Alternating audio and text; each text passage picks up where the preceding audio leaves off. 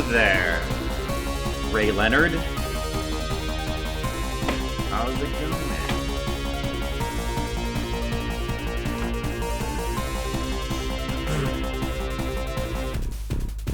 Hello. Let me check my audio. This probably needs to be turned down. Hey, little Radon, what's up?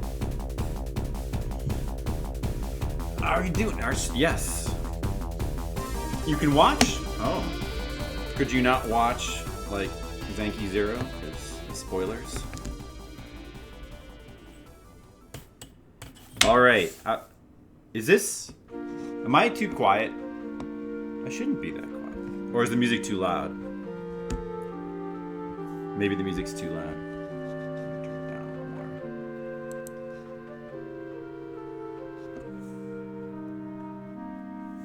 more. Okay. Well, I mean, I guess that seems better. We gotta just keep an eye on the audio. Alright, let's start drawing a page of manga, huh? Playing Soul Calibur. Oh, I remember that game. I used to play that. Like, the new one? What's the newest one? Is there a 6 now? I haven't played it since 3. Hey, Mr. Leo. Good evening to you. How are you doing?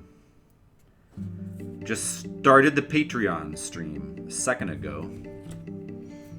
My volume could be increased a tad. Oh, actually, it sounds fine. I have it 70% right now. We're gonna keep trying to do it we're gonna keep it at 70 for now because we don't want it to be too loud. You don't want the overall modulation of the stream to be too loud.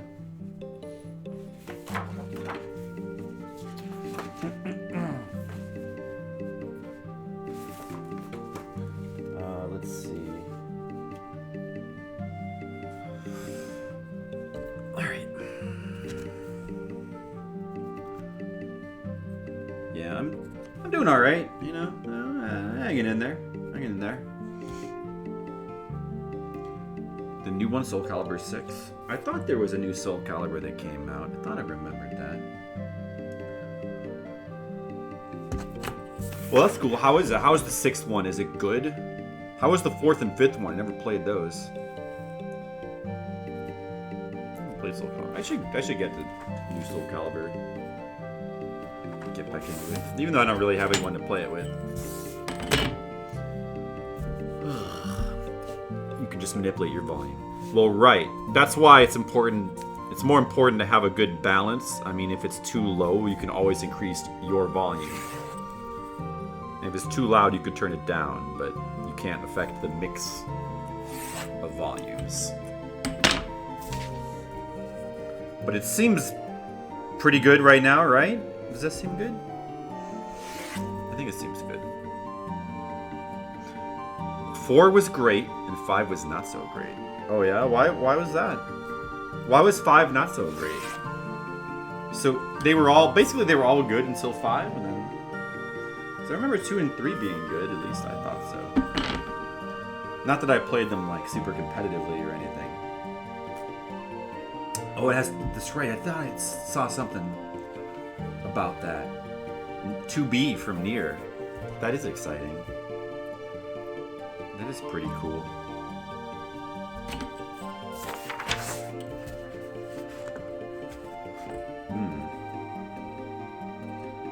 Yeah, maybe we'll have to get that one.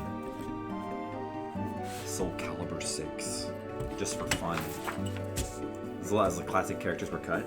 Oh, as the people don't like that when you cut the classic characters, huh? That pisses people off.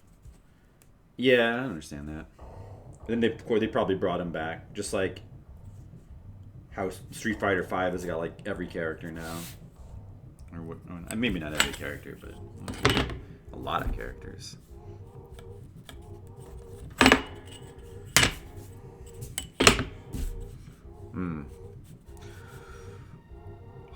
Cool cyber music from Appleseed. It's a little quiet. I'm gonna turn this one up because this one needs to be turned up. Cool cyber music. The the Appleseed Super Nintendo game. That's a terrible game, but depending on if you had an Xbox. Right. I remember that they had like the different characters. Darth Vader or Ezio. Who is Ezio? I don't know who Ezio is. I know who Darth Vader is. I know who that character is. Don't worry. Ezio. If you had an Xbox or PS3. Well, I remember, oh boy, was it Soul Calibur 3 or Soul Calibur 4 that had, you had a choice between like Yoda, wasn't it like Yoda and then Heihachi, and then if it was the Nintendo system had like, was it Zelda? I don't know. But I remember there was that, yeah, they had a different characters in one of the earlier ones. But you had characters like Taki replaced with another Nazumi. Oh, okay. Well, I mean, that's alright. Oh, from the Ass Creed game. Okay. Yeah, I wouldn't know about that.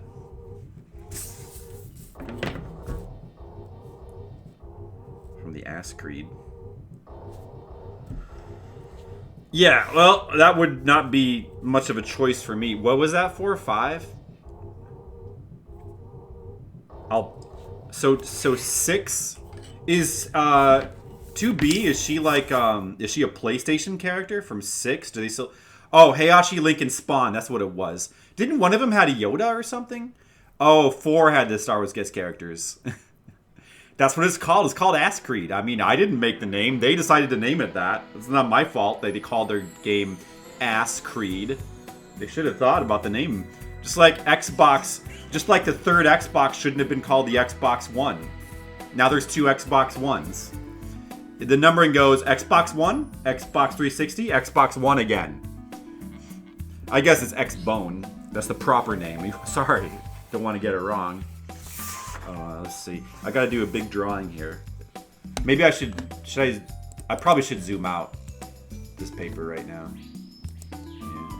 Raymond music. That's good.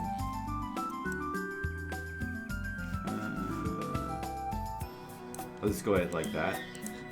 Let's go ahead and start like that. Rayman. You didn't think 5 had Darth Vader? Also what Ray Leonard said. Maybe 5 had Yoda. Yeah, I don't remember. I remember Yoda being a character. Eventually, they merged the Star Wars cast characters. Both consoles get Vader or Yoda in 4. Oh, okay. Oh, okay. So is 2B a guest character like that? And are there still guest characters for 6? Military Madness. Okay, I have to think about the size of the character on this layout. Large character.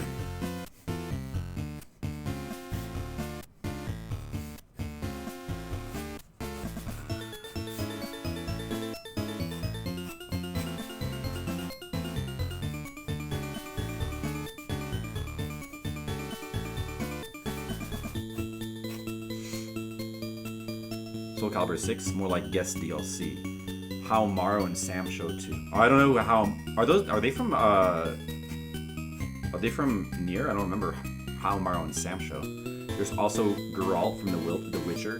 Oh yeah, I've heard of The Witcher. That's the obscure game that like a couple people played. Yeah. Too obscure for me. I only play the big important games. Like Nier Automata.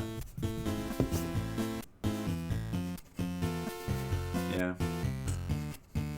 Right. He's in all of them, which is actually a surprisingly good match.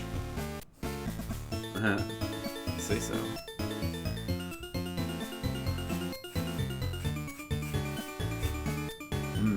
Soul Calibur 6. I don't really play fighting games that much anymore. I was also interested in getting that Dragon Ball FighterZ game because it looked it's very cool looking, but I just don't really play fighting games.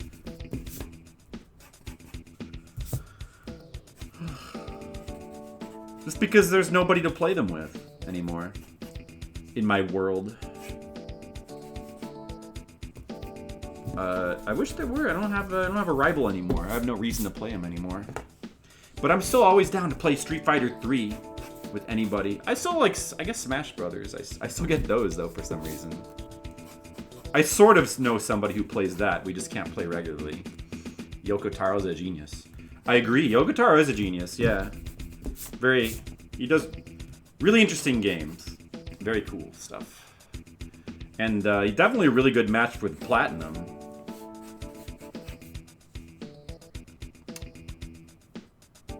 None of this SC roster.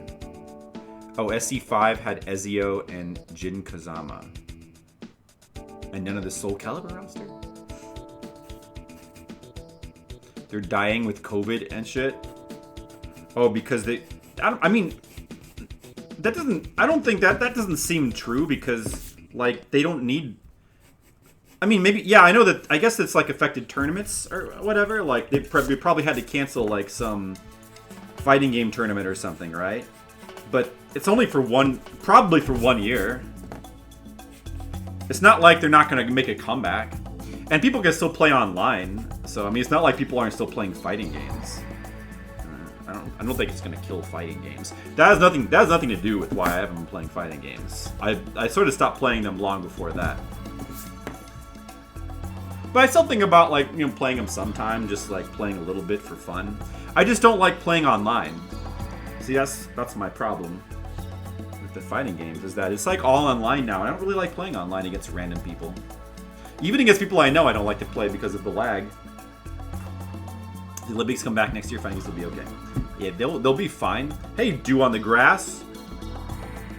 How's it going? It's me, Dew on the Grass. Is that what she wanted to say?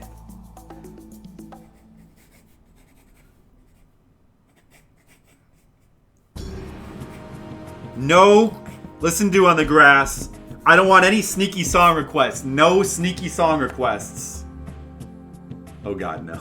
You don't like the Mario? Aw, I thought it was pretty good. It's a me, Dew on the Grass. I thought it was pretty good. Shenmue music. Look, I put Shenmue music on my playlist. Online is whack. NGL. Oh, I should probably place it like this for right now. You can't see what I'm doing. Yeah, so this foreshortening here I have to think about a little bit because the placement of the hand requires some thought. Voice needs to pitch down toward the end of words more. You mean like this, otherwise it just sounds tinny and weird. Is that better? Oh, my Mario impression. What if I just say what if I talk like, what if I talk like that all the time? It's a me! Like this? It's a me! Mario! Mamma mia! Mamma mia! I'll only submit joke songs. No joke songs allowed! Only serious music is allowed right now. New rule. Serious music only. Your move, folk. Folk you. Is that what you want to say? I was trying out the impression, like how you said. Online fighting games, you don't even know if you're playing against a cat who's trolling you. Right. Well, yeah, and it's just, you know, there's you know, you know the reasons, I mean, why online fighting it's a bummer, because again, you're playing against faceless people.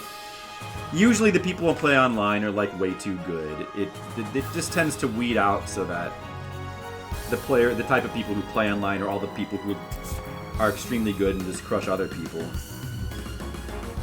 It can be frustrating. You know, there's a lot of cheap tactics and stuff, and you don't really get any of the satisfaction that you get beating your friends in person, which is like the fun of fighting games. You know, you don't really get that.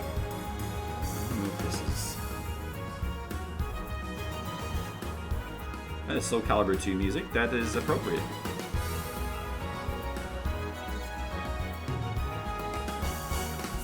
Okay, no. Maybe not like this.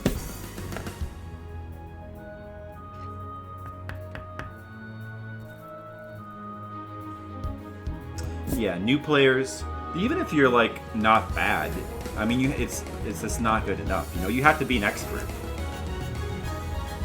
I mean, forget about new players. If you're not like an expert, then you'll just get crushed online. That's just the way it tends to work, because it's just a thing where, you know, it just tends to weed out people who aren't experts, because people don't enjoy getting crushed. So like all the moderately skilled, maybe not all, I mean, I'm just exaggerating a little, but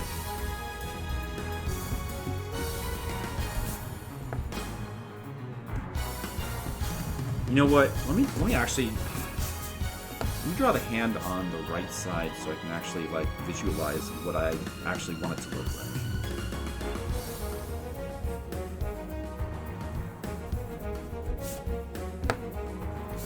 Matchmaking is a mess in fighters. I think you just mean that matchmaking is a mess, period. Well, it's not so much that it's a mess. I just think that it's really hard to have a system that's going to put you against people of your own skill level. It's just going to tend to. It tends to. I just think it tends to weed out anybody who isn't like super devoted, just because of the way it works. So it feels like it tends towards like there's new players and then there's like super high level players, and you tend to like bounce from one to the other. It's probably just because it's just a really difficult thing to do by computer.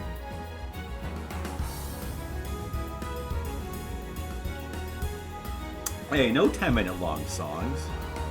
Ray Leonard. Well, I don't know if you have been here before. Well, you know, you should avoid 10-minute long songs. Of course. But to add to that, feel free to request. In theory, I suppose you could request anything you want, but we kind of encourage people to stick to retro game music because that's the kind of music that will make everybody happy. And straying outside that is going to tend to not make people not happy. So you might want to keep that in mind. Of course, if you really wanted to request a song that goes outside of those rules, it's okay. Maybe once in a while.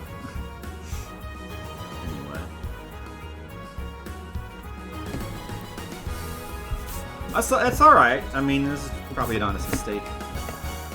No big deal.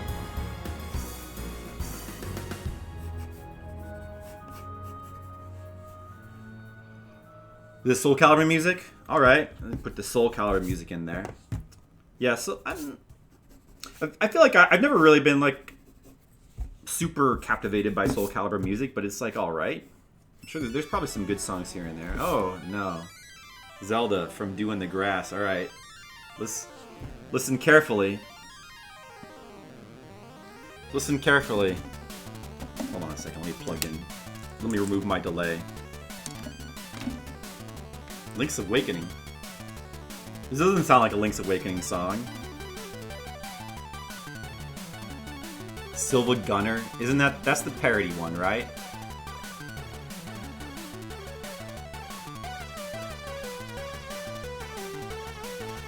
Well, I don't know. This doesn't seem like a parody, but I don't actually recognize what it is, so. It doesn't sound like Link's Awakening song, though. It's weird. That's Gilda Sunner. Really? Namco is very underappreciated with their music? Yeah, maybe in general. Tekken music is top notch. I have some Tekken 1 music on my playlist. I haven't really listened to a lot of the Tekken music extensively, but yeah, Tekken does have some. I remember Tekken having some like really good music.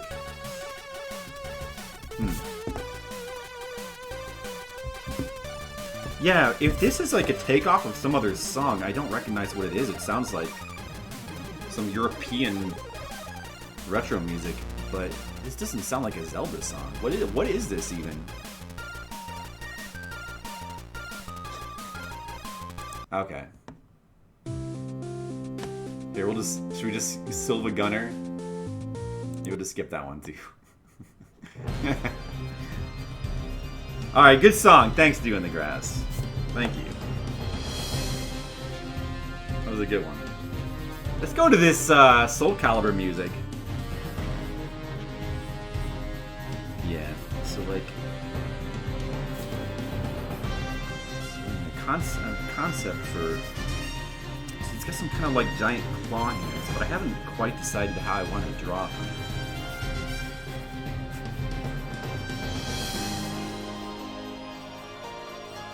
And how long I want to make them. No. Maybe that's too crazy. Shouldn't be that. Let's give her a crab claw. No. Nice suggestion.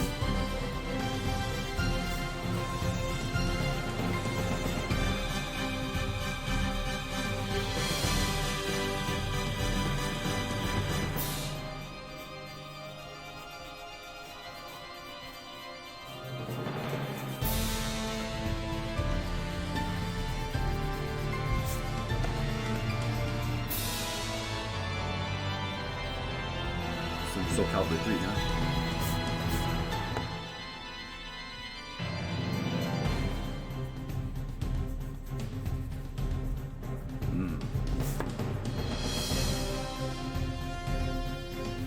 Soul Calibur 3, the new legend, Killik. This is Siegfried's theme?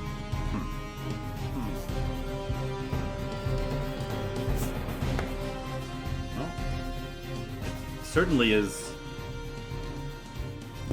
topic appropriate to put the Soul Calibur music in there. And I don't really mind that because I just don't really listen to it a lot. I haven't heard Soul Calibur music in a long time. But, I mean, yeah, I guess I agree that Namco in general has, like, a lot of good music. Mabe Village from Link's Awakening. Silva Gunner.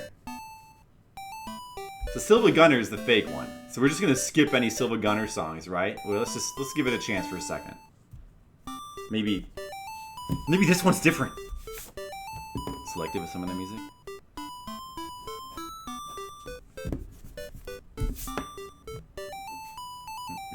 It's legit so far, but here comes the Flintstones. Hold on a second. Why is it like always the Flintstones with these joke songs? Like, no? I don't. Maybe it's not. Like, why are there like a million songs that put the Flintstones? Like, why do they do that? It doesn't make any sense. Why do they put effort into that? Oh, wait, is it?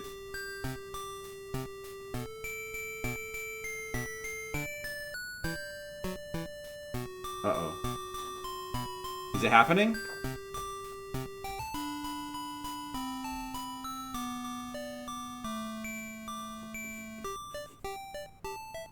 Okay, that was just a legit song. So yeah, so you can't tell just because if it's Silva Gunner or not. Yeah, Silva Gunner has got like a ton of real songs too as well, I think. Damn it. Damn it, Silva Gunner. Damn it. Alright. Soul Calibur 3 music. Killik was the one with like the big long staff. I think I used him a little bit. I was always more partial to Sun Mina. Is that... It's like that's not bad, but... Could be... More foreshortening would be cooler, though. More foreshortening would be cooler. Some Soul Calibur 6 music. Yeah, that could be interesting.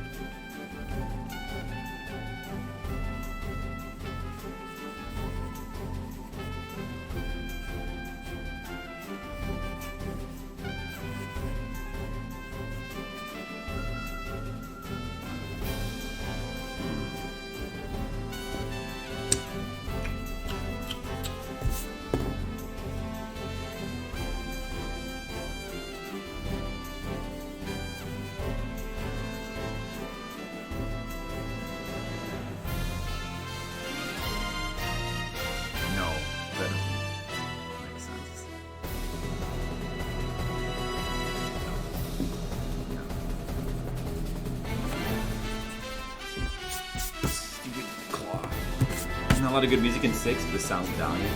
Yeah. I feel like the earlier ones would be likelier to have the better music. Feels like these soundtracks tend to get, especially in like some of these long franchises, tend to get more generic over time. I mean, there is some like Smash Brothers that, because they keep a lot of the old songs, most of their songs are just like essentially remixes of classic music. Like it's pretty much always great music, but stuff like Soul Calibur doesn't quite have amazing legacy of classic music to draw on. I think I agree that Tekken might be the better franchise though for music. I remember, you know, at least the earlier Tekken games having really good music. I haven't played any of the new Tekken games, though. I haven't played them in a long time. I mean, well, I haven't played any of the new Tekken games, period. I haven't played the old ones in a long time.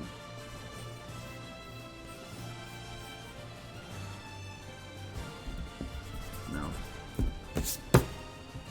You can replace it from older Soul Calibur? So they just have, like, music from, like, all the Soul Calibur games in there? This is from 6. Fortune favors the brave. Yeah, it's a little generic. It's a little generic. A lot of good music from 3, 4, 5, and 6. Yeah, maybe I should play some of the newer Tekken games sometime. I bet they have a lot of good music in there.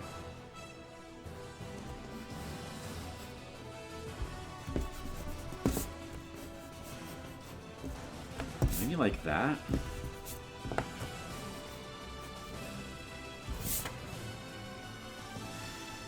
I think that's probably good. It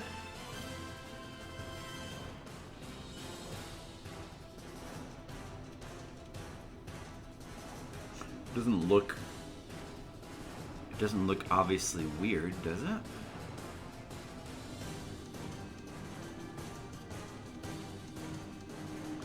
The figure might need to be redrawn a little bit.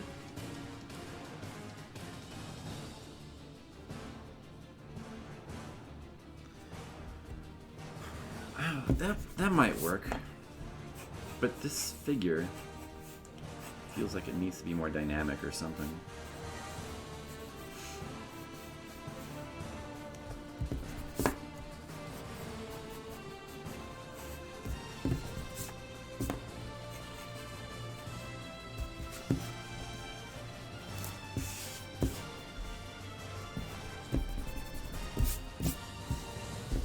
And its other hand might need to be redrawn.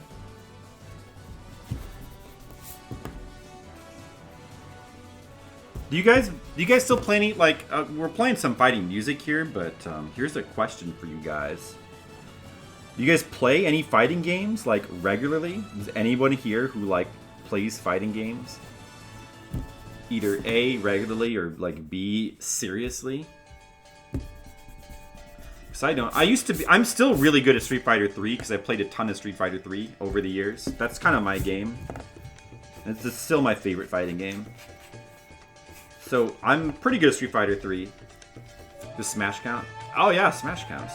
And I'm okay at Smash, but Smash is weird, because it feels like everybody who plays Smash is an expert. I don't know. I guess it's just, you know, we've all been playing the same game over the years. And everyone's too good at Smash. But, like, I feel like I'm decent at Smash, but I'm really not that good, apparently, compared to everyone I know. But, I also play, you know, a little bit of Smash. Not really that much. Oh, Castlevania Harmony of Despair. That was that one that had all the characters and you could zoom out really far, right? Playing the, like, multiplayer, 4-player with the super zoomed out maps, right? That was Harmony of Despair.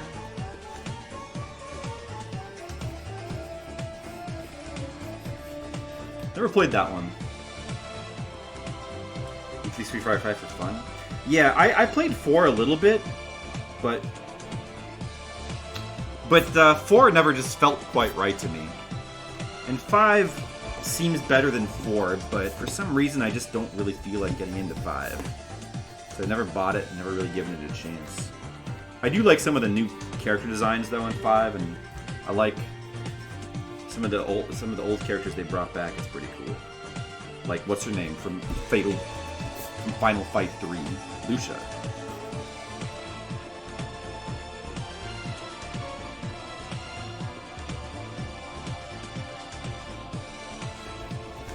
Okay, this army needs to be changed too. Because it's not bad, but it could be improved.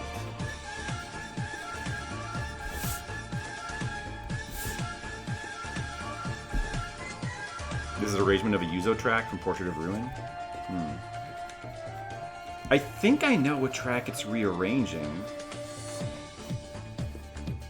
But, maybe I'm wrong, because it doesn't sound much like it.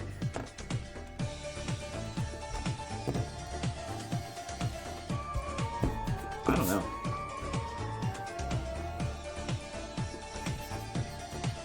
Is it the one that's like... Well, I'm gonna... No, I can't. Never mind.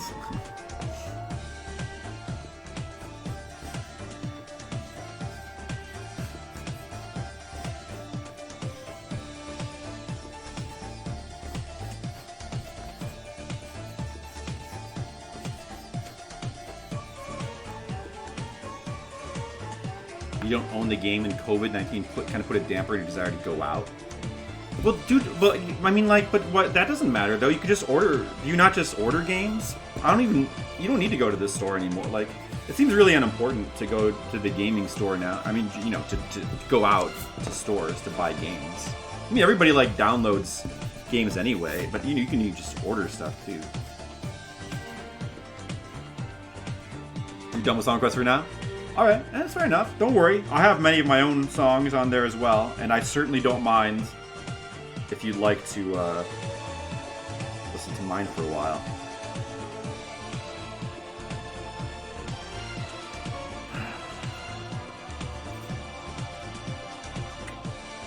Yeah, I guess that's better. Alright, I guess this is good. Portrait at 2 Egyptian levels is the first one. It does sound Egyptian, yeah, for sure.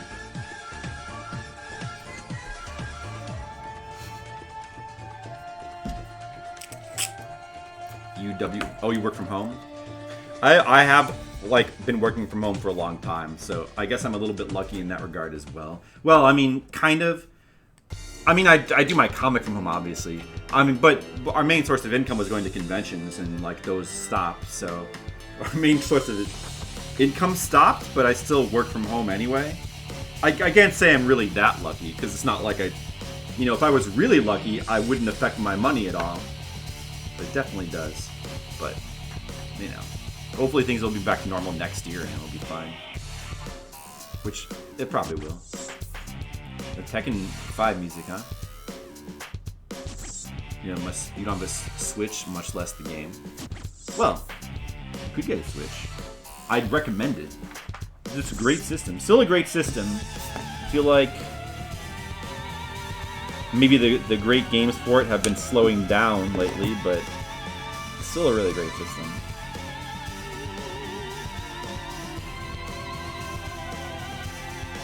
I like both that and the PS4. I think they're both pretty good systems.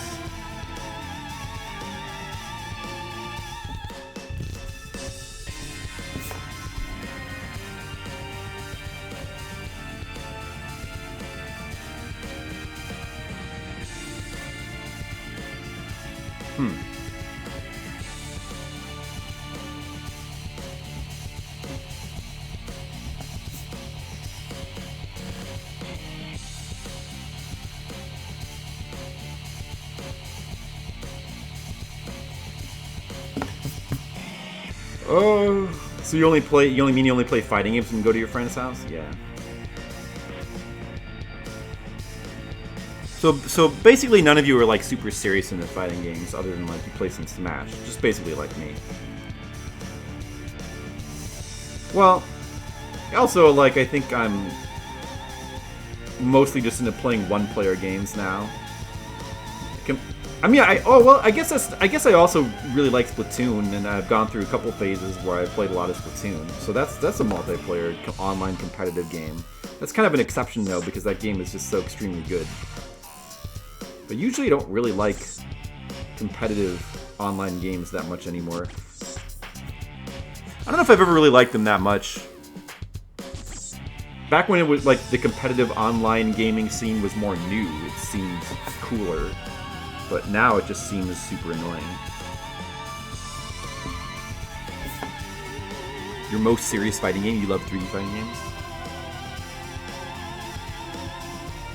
I probably prefer 2D fighting games if I had to pick, but I do. There's a bunch of 3D fighting games that I've liked a lot. You know, like Tekken was good, Soul Calibur was good.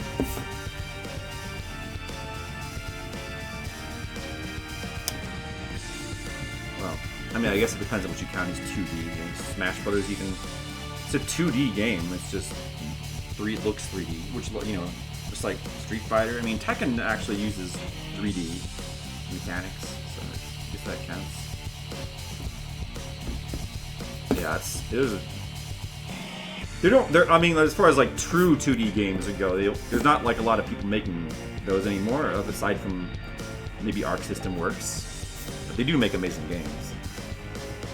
CVM3, Capcom vs. Marvel. That's the only thing you play. Smash. Well, Smash is still great. You've seen what you mean is provided by an event that happened to you in Japan back in 2003. Oh yeah. Tekken 5 and got crushed because you're pretty okay Tekken. You didn't stand a chance. Why? Because the Eastern fighting game people are too good?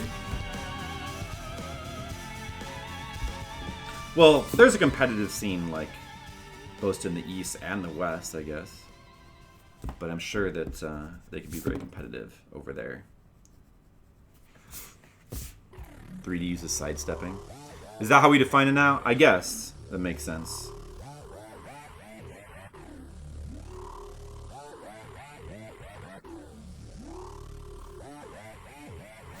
I do kind of miss like the true 2D fighting games though, with like the 2D animation, because there's just something about that that's really hard to replicate unless it's very specific games like Dragon Ball FighterZ or especially Guilty Gear Zerd.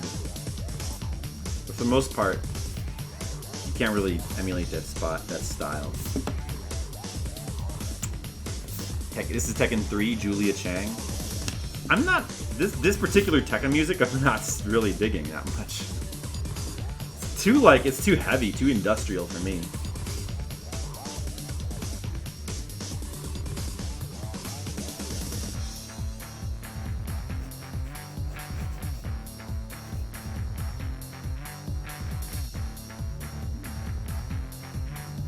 Don't know about radar or control bursts, and look around and realize you drew a crowd.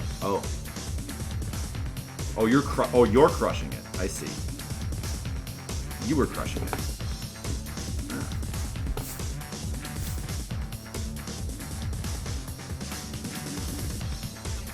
Counter-Strike Neo. So it just depends on the game you play and like whether it's popular over there or here or both, right? Street Fighter 3 or Guilty Gear. Yeah, or Guilty Gear.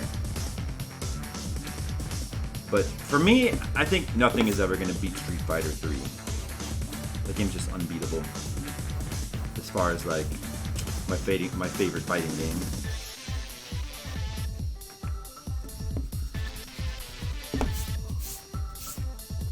The animation style is just for that game so amazing. That Capcom style at the height of their powers.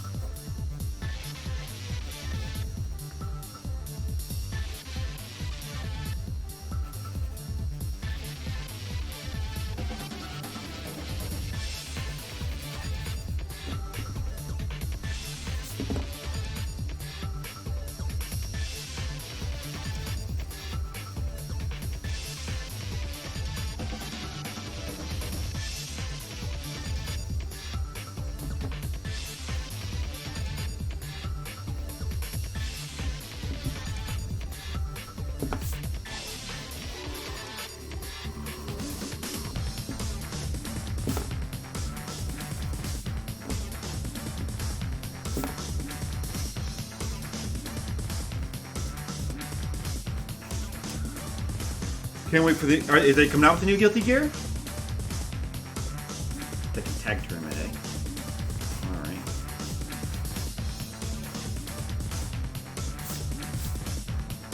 Overview.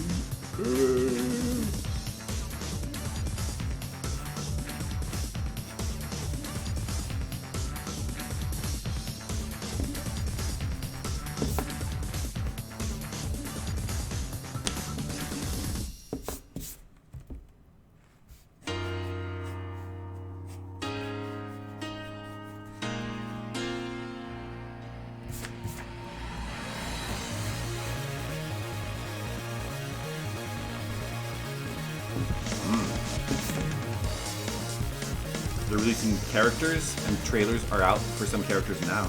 So is this still 2D? Oh, you love this theme?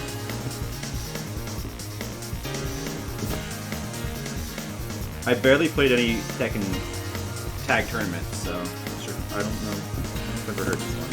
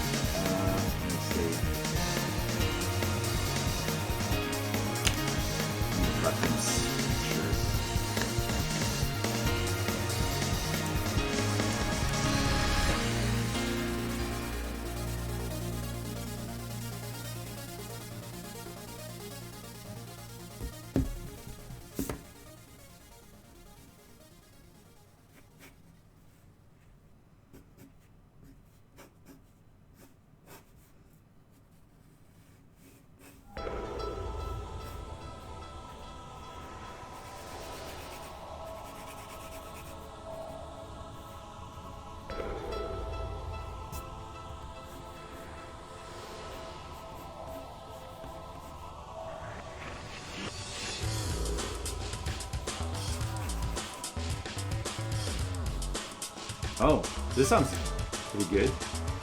Oh, well, I like this one.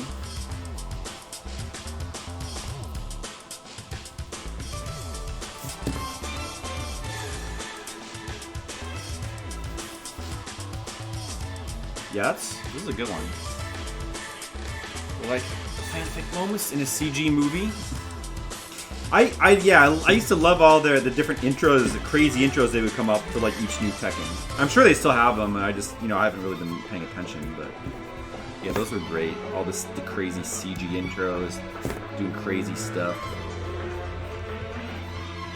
It made the single player parts worth it as well. But it was just fun to even just watch the intro of the game. Ipashi's stuck in the cab.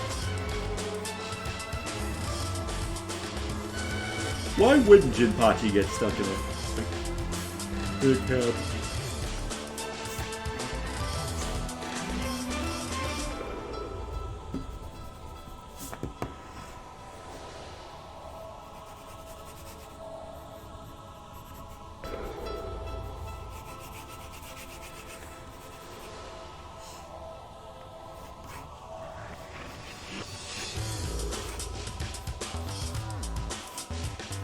Fighting games. Well, if you guys ever... Maybe we should play some fighting games sometime. If you guys ever want to play, I guess I'll have to get to, like, the latest Soul Calibur. Or Tekken, maybe. But what I would like to do is probably just, like, play, like, Street Fighter 3 if anyone wants to play that. Do they have Street Fighter 3 in any of the new systems? I had it for PS3. I guess they probably have it on Steam, huh? Alright. It looks pretty good, although the versions...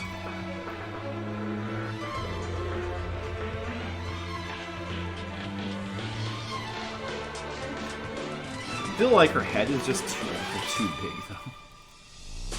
For the proportions of the body. Drew it a little bit. Yeah, this would look better if I shrunk her head. Even though I don't like that expression, but I can still capture it. Oh, they got the anniversary collection for PS4? I should probably get that. So I can keep playing Street Fighter 3 with people. If the opportunity ever arises. But does anyone else here actually have it? Sure, Mr. Leo or Skittles probably don't have it. They probably don't care about Street Fighter 3.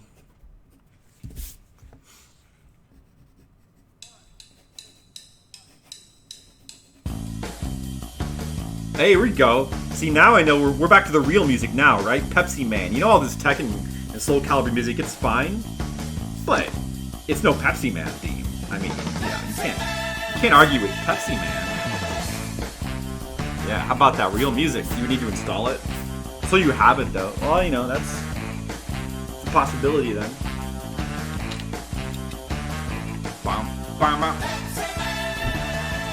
Cooking Mama soundtrack. I never played Cooking Mama. It seems like a good game. Like a cool game, but wow.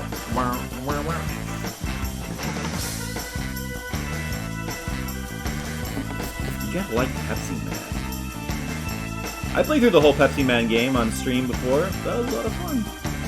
This game's awesome.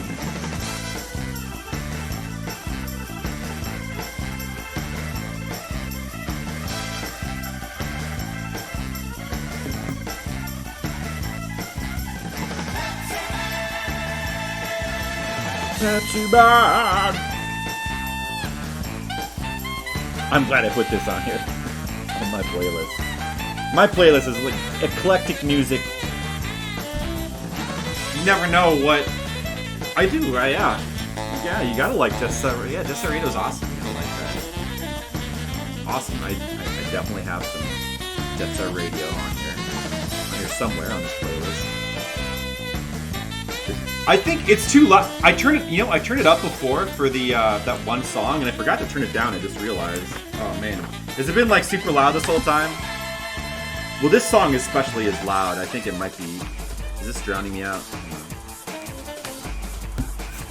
That might have been a bit loud. I hope that some of that like electronic industrial Tekken music wasn't drowning me out too much. Alright, I turned it back down to 40%. It should be okay. Okay. If it's, yeah, the problem with the song request is that the volume will change. So you gotta remain vigilant. Feel free to let me know if the sound is bad, if it gets bad.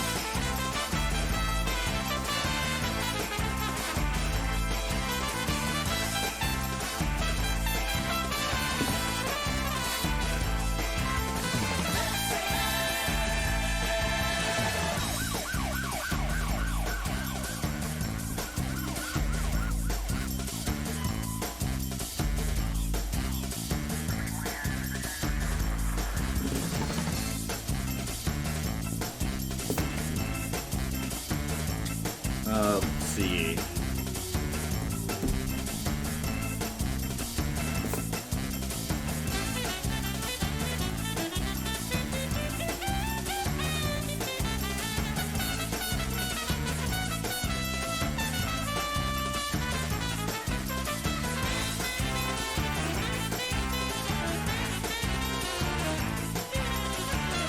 Just a bit. Police, hands up!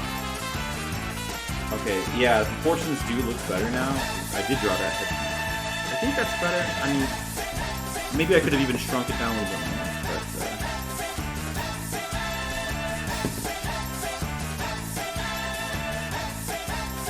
But, Pepsi! Pepsi! You guys like Pepsi, right?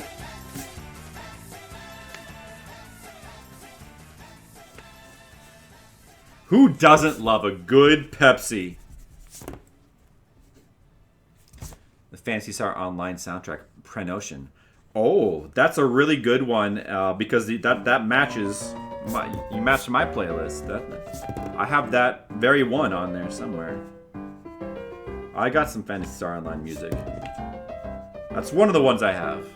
I also have like Crossing and a couple other ones.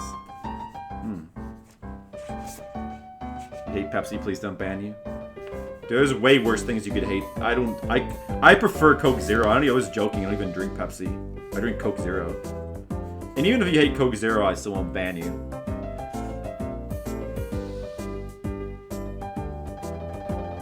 You opted for calm drawing music. Is that what it is? Okay. Is this drawing music? I guess. I guess this is drawing music. It sounds more like hanging around the old-timey bar music, but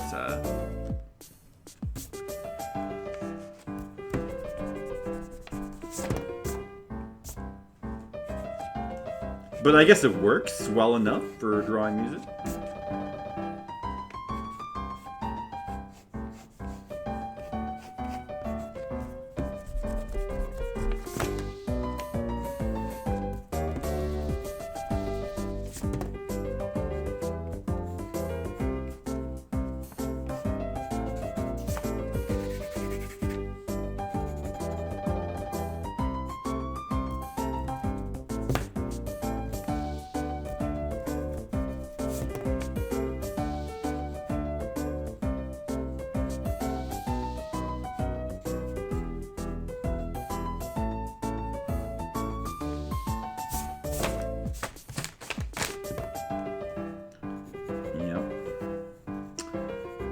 Yeah, I mean, you know, I used to like fighting games more, I think, when I was younger. There was like a period of time when like fighting games were like everything. Like when Street Fighter 2 was the rage. Back then, fighting games just seemed like everything. They were everything. I was always huge into Street Fighter. But, you know, the period of time when like all the 3D fighting games were coming out, Virtua Fighter, Tekken, and Soul Calibur, those were amazing, and yeah, it just seems different now. I don't know. I think, yeah, this song was amazing too. This song is, of course, when you match a song that's on my playlist, there's a good chance I'm gonna like it. But Phantasy Star Online music is, I never played Phantasy Star Online, but I kind of wish I did. It has some amazing music. I played Final Fantasy XI instead. But I bet I would have probably liked Phantasy Star Online. The other MMO. That's right, back in the early days of fighting games, if you just knowing how to do the moves. Yeah, it was really an amazing time. It was like such a cool thing. Like back when they were new, they were like just a hot thing, fighting games.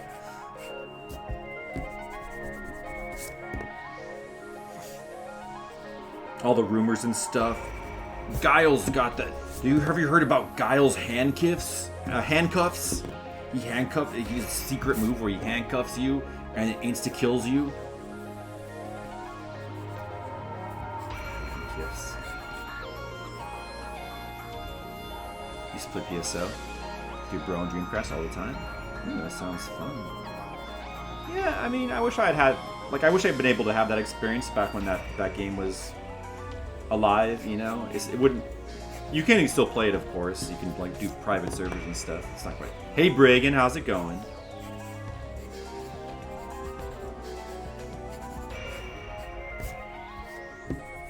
But, you know, I did get to at least play Final Fantasy XI during its heyday, so I feel good about that. That was awesome.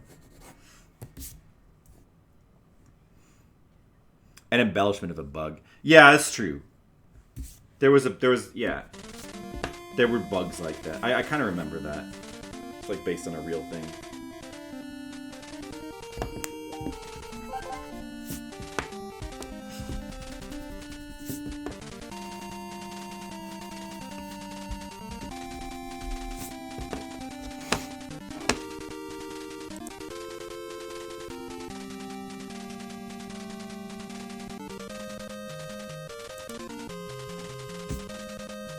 You only play PSO single player? Oh man, that sounds like you were kind of missing out too. Missing out on the whole experience. That reminds me, I still need to play Phantasy Star Online 2. I downloaded it on my computer. I just been distracted with, you know, stuff like Zanky Zero. But at some point, I really do need to play Phantasy Star Online 2. I gotta give it a chance. It looks cool.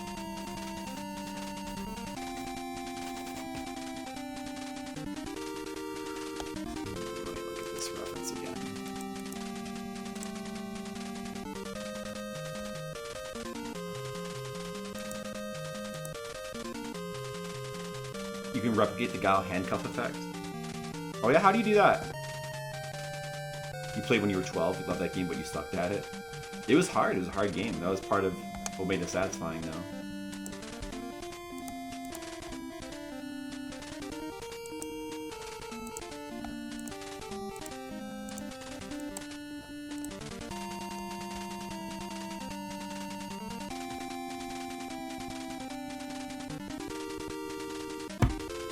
Why does this part, or these part of her clothes look weird? Ah, man, this doesn't look right.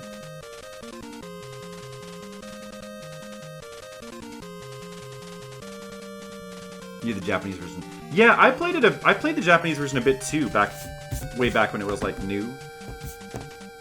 But then I kind of fell out of it.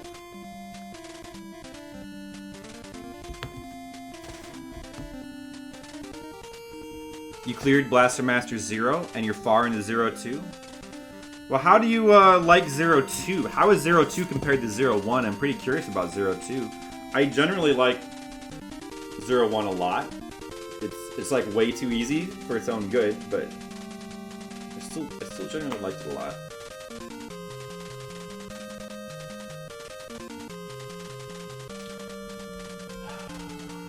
Alright, I don't know. I guess this pose looks good. I guess it looks good. Let me think about it some more. Hey, Zenki Zero music. Dude. No, dude, let me put a Zenki Zero song in there. I'll put in my favorite piece of music so far.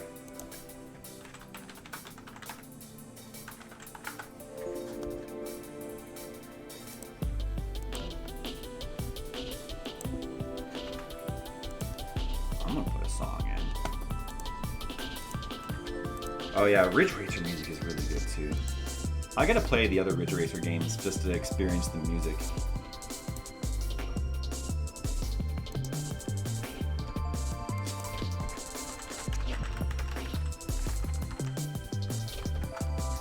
I'm also gonna put this one in. You were in college back then? Yeah, when I got into Final Fantasy XI, it was after college. Luckily for me, I'd already graduated.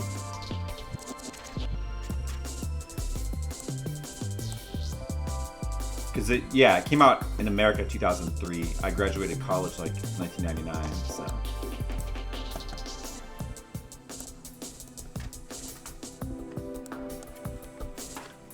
Okay, that's good.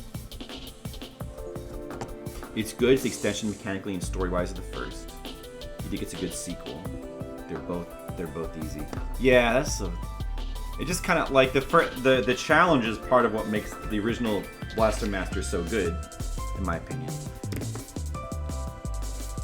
But also like the game design and music, you know, what's really good about it is how it's does build on the first game and like comes up like every other Blaster Master, like, or a lot of the Blaster Master follow-ups they've tried to do, they'll just put it, they'll kind of just retread the game and they'll put in the same music and they'll just remix it, and they don't really, anything new that they try to put in it will just suck. But Blaster Master Zero has like new music that's actually good.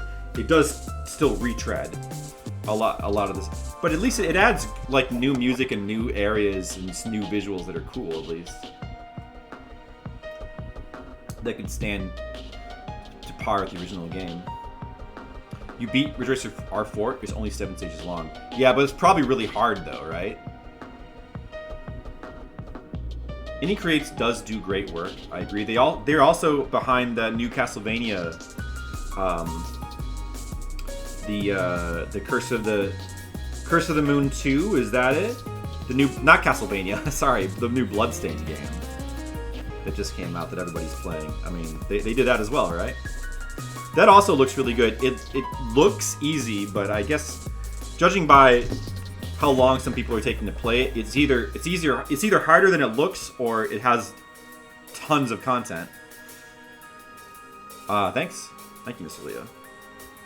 Appreciate it. It's not too hard. It's just 2 buttons and automatic mode. Go gas and brake. Yeah, but I'm bad at racing games, though. That's the problem.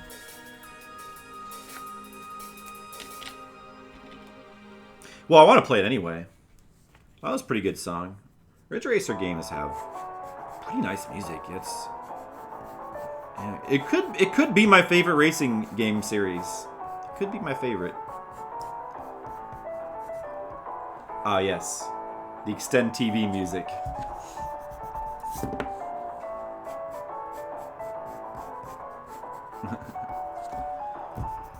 Kind of brings a chuckle to my face. Shokun.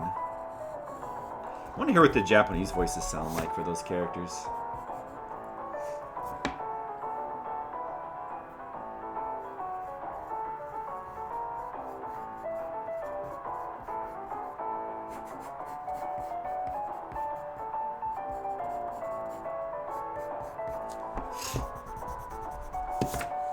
Grim R4. I'm going to ask you this. What about... Because R4, I assume it's the 4th game in this series. It's funny how I only ever hear about Ridge Racer 1 or Ridge Racer or R4. And I only ever hear music from Ridge Racer 1 or R4. But I assume there's a Ridge Racer 2 or 3, right? But I never hear about them. Like, it doesn't go from Ridge Racer 1 to R4, does it? There is a Ridge Racer 2 and 3, right? Yeah, this is my favorite track so far from Zanki Zero, and I think this is also really good drawing music too. I put this one on my playlist.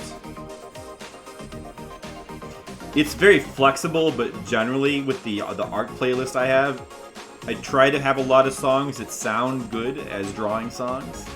But some songs are just on there because they're cool, and it's not even close to drawing music. But a lot of them are trying to be like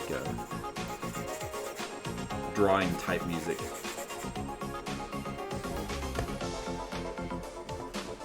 You know what would be better, maybe, is if this panel is diagonal. Actually,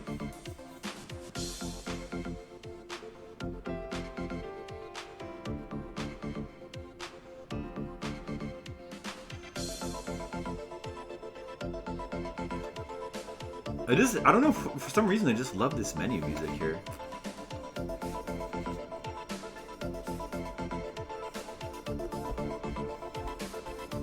You rented R4 so much back in the day. Well, people, maybe, it's probably just, I probably just keep hearing about R4 a lot because a lot of people love R4. I guess I don't really hear about Ridge Racer 1 that much, other than just like me, because it was, you know, it was a launch PS1 game, and it was one of the first PS1 games I played, and I do have a lot of nostalgia. Also, Ridge Racer 1 has really good music as well. It's a very basic racing game, but I just love the music. And, yeah, we'll try a diagonal panel right here. Uh-oh, 2 songs per user. Watch out, or Nightbot might get mad at you. And if Nightbot gets too mad at you, it's been known to reach through the screen and smack people. Because it's kind of like Skynet. It's got its own AI, and you know, sometimes it just acts out on its own. So you gotta watch out. All right, now the panel down here.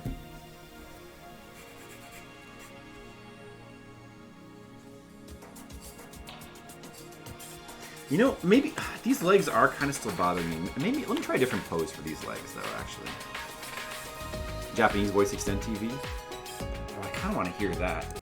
Let's go to YouTube. I kind of want to hear that.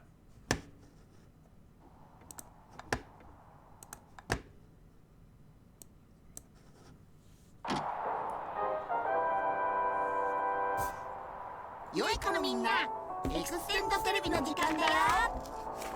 今回も攻略ビデオの続きを見てみようね。フンドその4、暴れる森。でよん。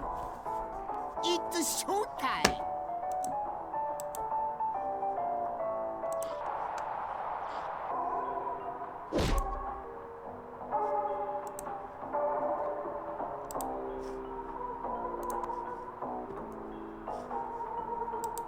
This scene.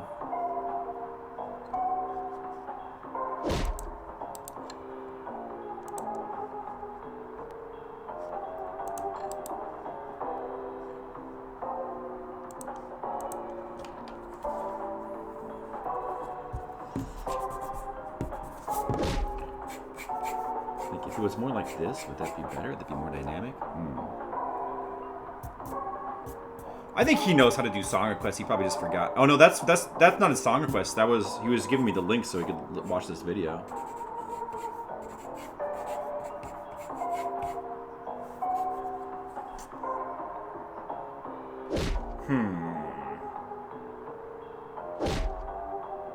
No, you know what? No, that's not better actually. No, never mind. That pose is not better. Okay, let's just skip to the part where... Wait, is this... This is just like one big long thing. Let's skip to the rest of the Extend TV part.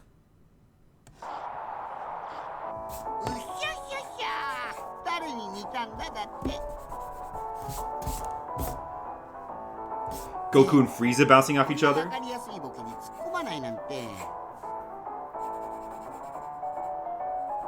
そんな空気じゃないと思うな。あ、そもそもおじいさんはボケじゃなくてツッコミ担当だったね。That's such a weird voice for him. ゲストークはもうやめ。And that's Goku's voice. だけどあんなにグレちゃってこれからどうなっちゃうのかな。Oh man, I can hear it now. Hey, Sapphire Drew. Yeah, sorry. Well, you know, don't worry, there'll be more Zanki Zero.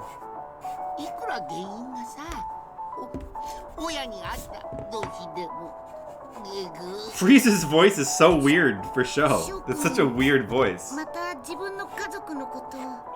That's really... That's like fun though, that it's Goku and Frieza's voice.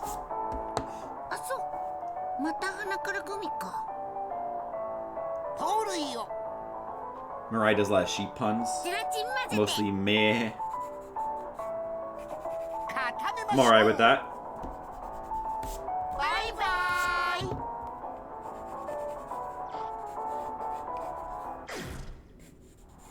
Goku and Frieza. Hey, let me hear the rest of their voices too. Oh look, everybody's old in this guy's party. Oh, no cutscene? I want to hear the cutscene. Oh, yeah, I guess they're mostly not voiced anyway. Ah, never mind.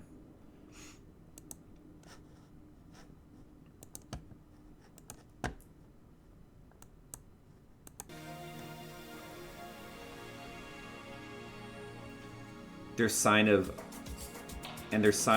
is Mirai Terashimasho, which is a play off their name. Terashimasho. Is Terashi TLC Telabi is TV. Extend. So then would Terabi extend then? Sign off. Oh. Yeah, dude, I've got a bunch of Danganronpa music in my... I mean, why do you think... It's me. I'm the... I mean, I'd love if other people want to put Danganronpa... Go ahead and put all the Danganronpa music on the song request, because can't have enough of that. I love Danganronpa music. See, I mean, yeah, probably the main reason why we're playing Zanki Zero is because I've played all the Danganronpas. I haven't streamed really. We streamed a little bit of 3, but 1 and 2 I think I played them before I even streamed. Yeah, these games have...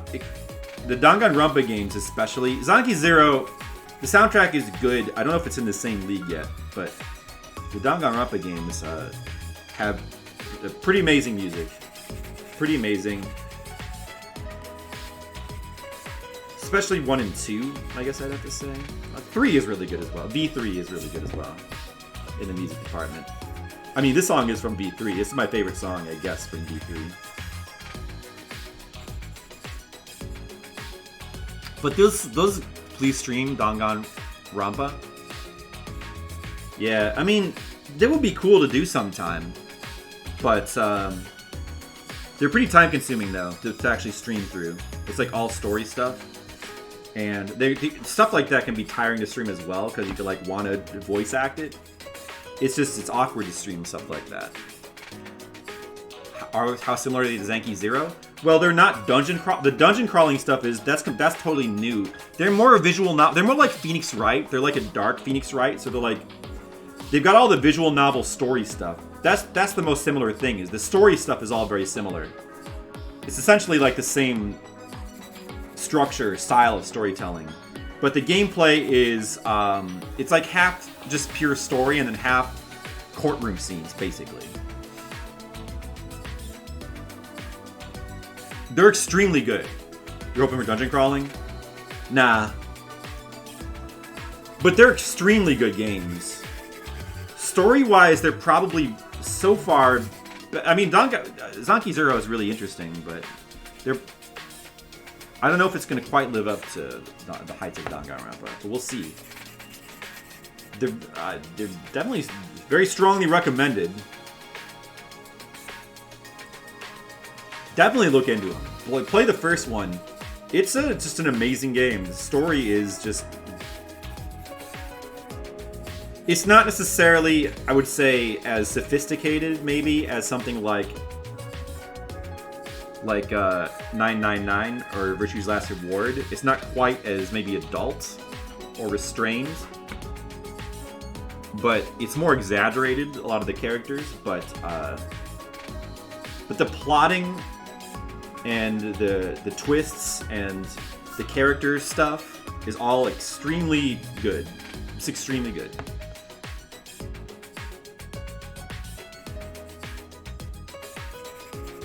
And it does not... it has an ending which doesn't disappoint at all. Well, there's still sections where you like explore in 3D that are kind of like a dungeon crawler, but there's no combat or anything, and it's a very small portion of the game. Basically just to get from one scene to the other. So don't think that it's like a dungeon crawler. Yeah, there's a little bit of exploration, because there's areas where you can explore. But, yeah, Streets of Rage. That's cool. The first one?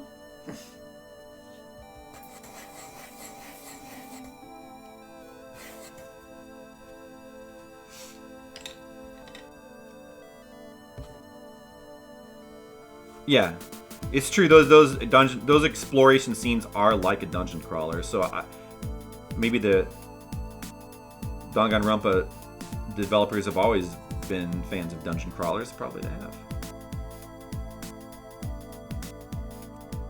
You mean comics? So you can explore these that way.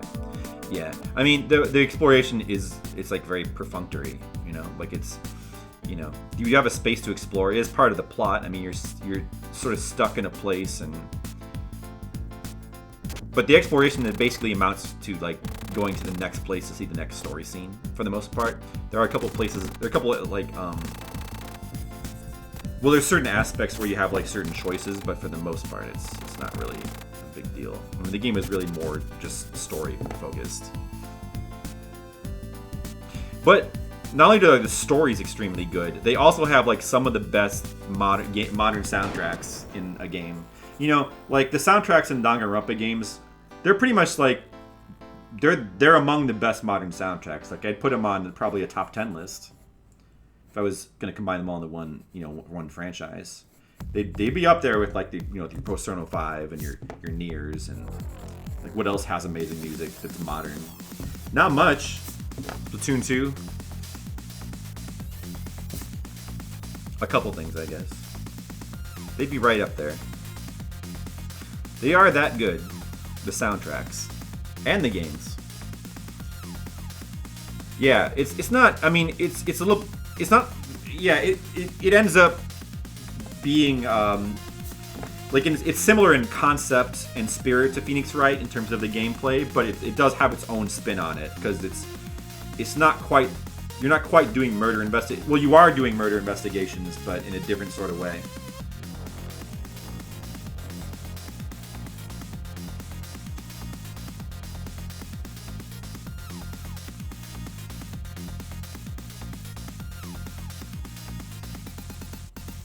So play them. Definitely play them. Very good games. The Danganronpa games. And if you haven't played the other really good Japanese visual novel, like sort of death game type thing, like the Zero Escape games, you should play those too. That's the other really great series. It's kind of like Danganronpa. A little bit.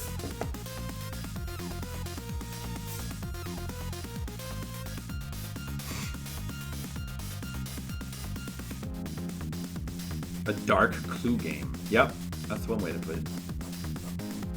You know, I guess even Phoenix Wright can be dark at times as well, in its own way. But, you know, it's not quite as dark as the... Danganronpa is pretty dark.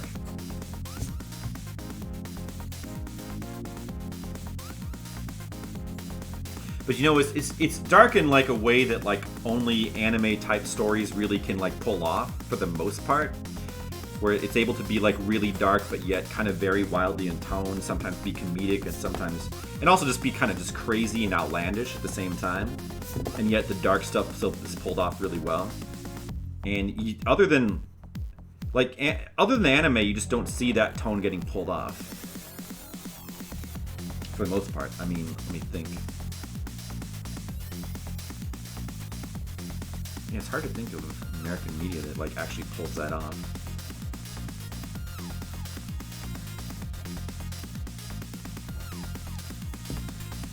Streets of Rage music's always good. You really hoping to make a sequel? Oh yeah, me too. Well, the Danganronpa series has kind of run its course at this point. They're amazing games, but I'm not sure I'd necessarily want them to make more because they just kind of run their course. So like, I'd rather, just like with the Dark Souls people, I'd like to see them make other games, you know, do more stuff like Sekiro that just is different. I feel the same with Zaki Zero. It is really cool. It would be great to see a sequel. I mean, I guess we'll have to see how the game ends to see how possible a sequel actually is. But yeah, Phoenix Wright games are just generally more lighthearted. Not even so much well, they are more lighthearted, but more just spirited, I guess. You know, high-spirited. But those games also do like a good job of like balancing like dark. Sometimes they can get dark, but they can also be like lighthearted and charming. So it's just gonna spin off after DG3. What do you mean VR? You mean V3, right? Or do you mean like the anime for Danganronpa 3? I guess you mean the anime, right? Because that's like the official end of the storyline. Just get a spin-off. They could do that. I mean, that they sort of... Well, yeah, I guess I don't want to say anything more about V3, but just in case anybody cares about spoilers. But I mean, like, they could do that. But I think like just doing different things is probably better. Bare Knuckle. Dude, was Streets of Rage called Bare Knuckle in America or Europe or Japan? No, it must have been called Streets of Rage in America. Is it called Bare Knuckle in Japan? I'm not sure if I realized that.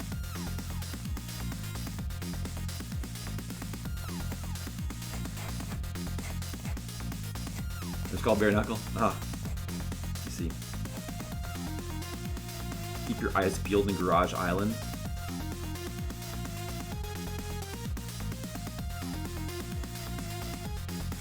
Well, I'm not sure what you're alluding to, but I already know that certain Mono Bear makes an appearance because off stream, when I was going on a little quest to get my items back that were dropped after the death at the end of the last stream, then I came back and I was like leveling up stuff, and certain Mono Bear appeared. I tried attacking him, it did not go well. Apparently he's super strong. So I know about that. Oh yeah, he's super strong. Definitely not one to be trifled with, that Mono Bear. So I mean, it wasn't spoiled. I just found it just happened to happen when I was doing a little bit of playing off stream, because I think it's like I think it's good to play that game a little bit off stream as well, just so you can like kind of speed up the playthrough a little bit and get some of the leveling and menuing to happen off stream. It's not the most interesting part to watch. But in that particular case, that surprise happened off stream. But you guys can still, anybody who doesn't know about it can still be surprised.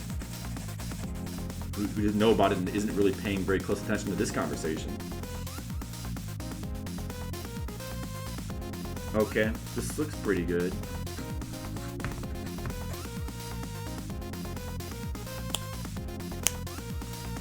Let's review this page I've drawn. It's pretty good, huh? I think so. This is of course, this is a classic piece of Danganronpa. The investigation theme from the first game, which is one of the more amazing pieces of music in the series, I would say.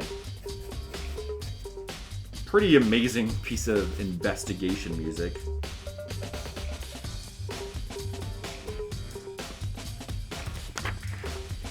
Ingrain your memory. Yeah, it would have to be, yeah.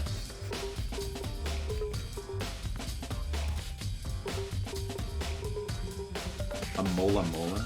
And like Zanki's, every time the fish dies, it gets Shigabane like a bonuses. A mobile app, huh? I don't get too into the mobile apps most of the time, but I guess this sounds interesting. Is that like just like a sort of Tamagotchi thing?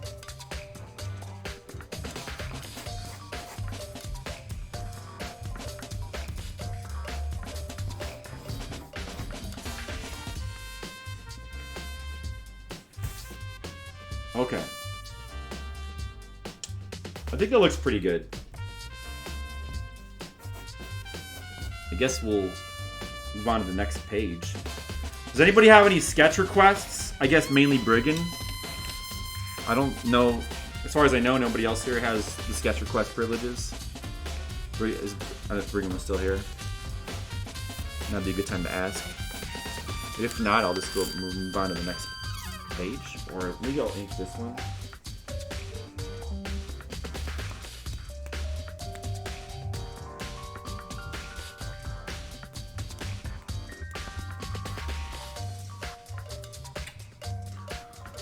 Yeah, I think I'll just ink this one.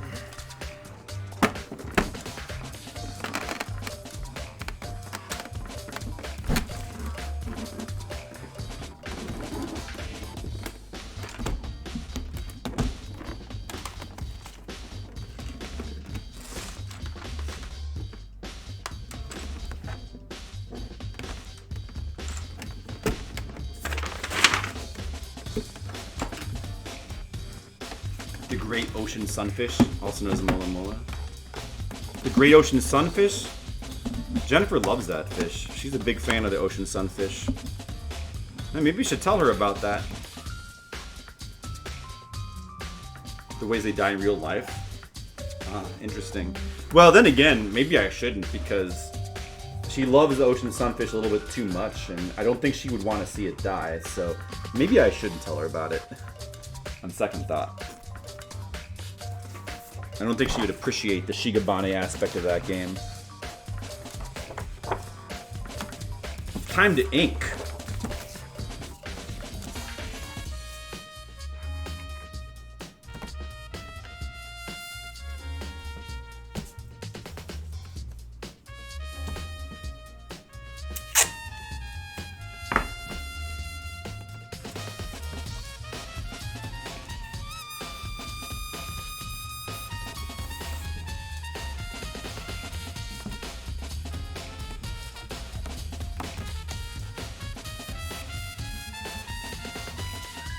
Oh, Brigand put in Shin Megami Tensei Nocturne, the title loop? Oh, that's a really good It's a really good choice there. Shin Megami Tensei Nocturne. That's a game that I would say has a pretty, like, that soundtrack's pretty underrated just because people don't talk enough about how brilliant it is. It's like one of the best soundtrack. It's probably the best soundtrack in the Shin Megami Tensei series. That's saying a lot. I don't know, maybe not necessarily better than all the Persona games, but maybe. Then again, maybe. It's definitely close. One of the, it could be up there, like one of the best RPG soundtracks of all time. It could be up there. It's in the running, at least. Especially Nocturne. Shin Megami Tensei 4 did have a really good soundtrack as well, and I've heard, I played through Shin Megami Tensei 1. Also, like, very good, very, very good soundtrack for the Super Nintendo ones. I haven't played through 2. I've heard a bit of the music.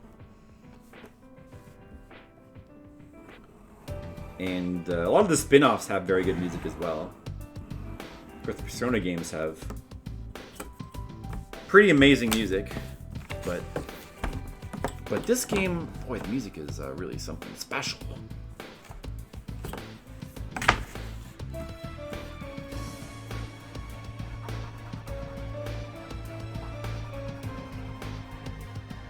Yeah, put in more Shin Megami Tensei music.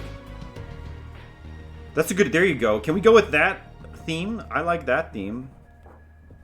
Put in the Nocturne boss music with all the demons barking. I love those demon barking sound effects from the Nocturne sound for various songs. So cool. Shin Megami Tensei 4, though, does have some really amazing pieces of music. Like the theme for Tokyo of Shin Megami Tensei 4, that was a super, super amazing piece of map music. One of the best map themes just of all time, pretty much.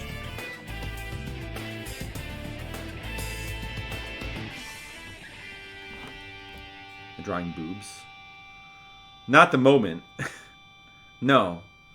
It's a balloon. It's a text balloon. Jeez. I would never break Twitch terms and services. Oh, well, Oh, this is mine. It's a classic, but yeah, we'll listen to it. There's some more Streets of Rage. The classic, Dreamer. It's probably one of the most well-known pieces of music from Streets of Rage, from the franchise.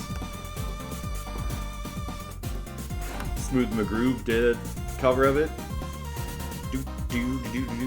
Can't argue with it. Some good remix Persona 4 music.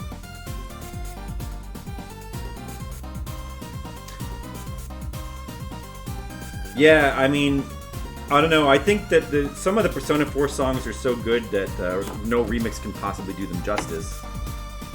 But yeah, Persona 4.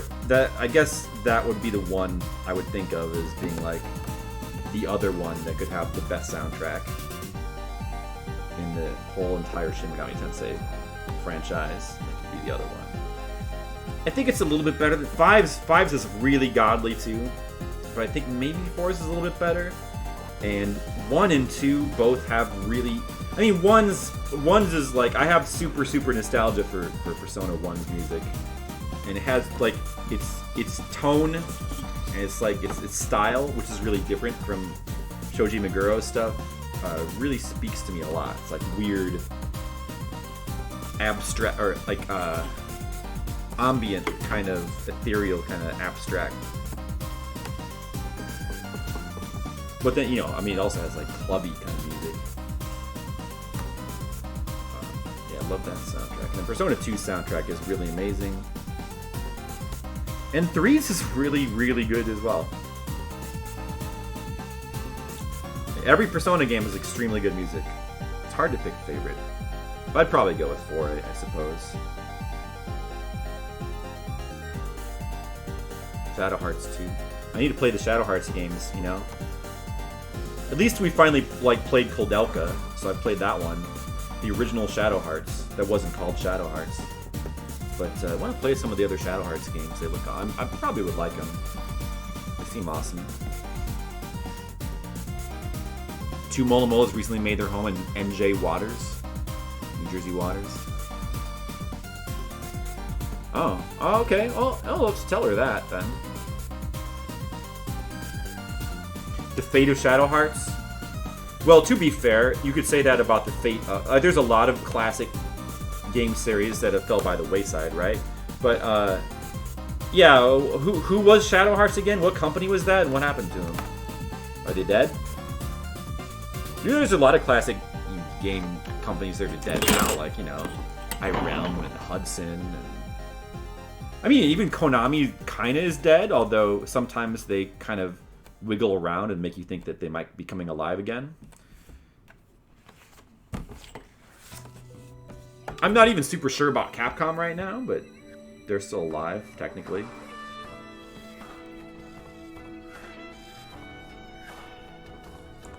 I don't even know Nautilus Sakanoth. I don't know them. Shadow Hearts music. Kudelka had very good music. Bad Politics with SNK. Is Nautilus Sakanoth the same as SNK? All they made was Shadow Hearts? Well. You know. Is this hard to see? Yeah, it's not really... It's too bright? Wait a second. Because of the light box? Let me see if I can adjust that. That doesn't look good. Oh, I don't know. Yeah, that should have been checked. The auto on the exposure should have been checked. Okay. Alright, there. Yeah, it's supposed to auto adjust that. I had it unchecked though. Hopefully that helps.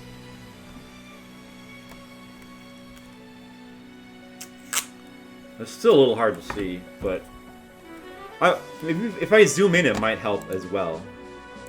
Let me try that.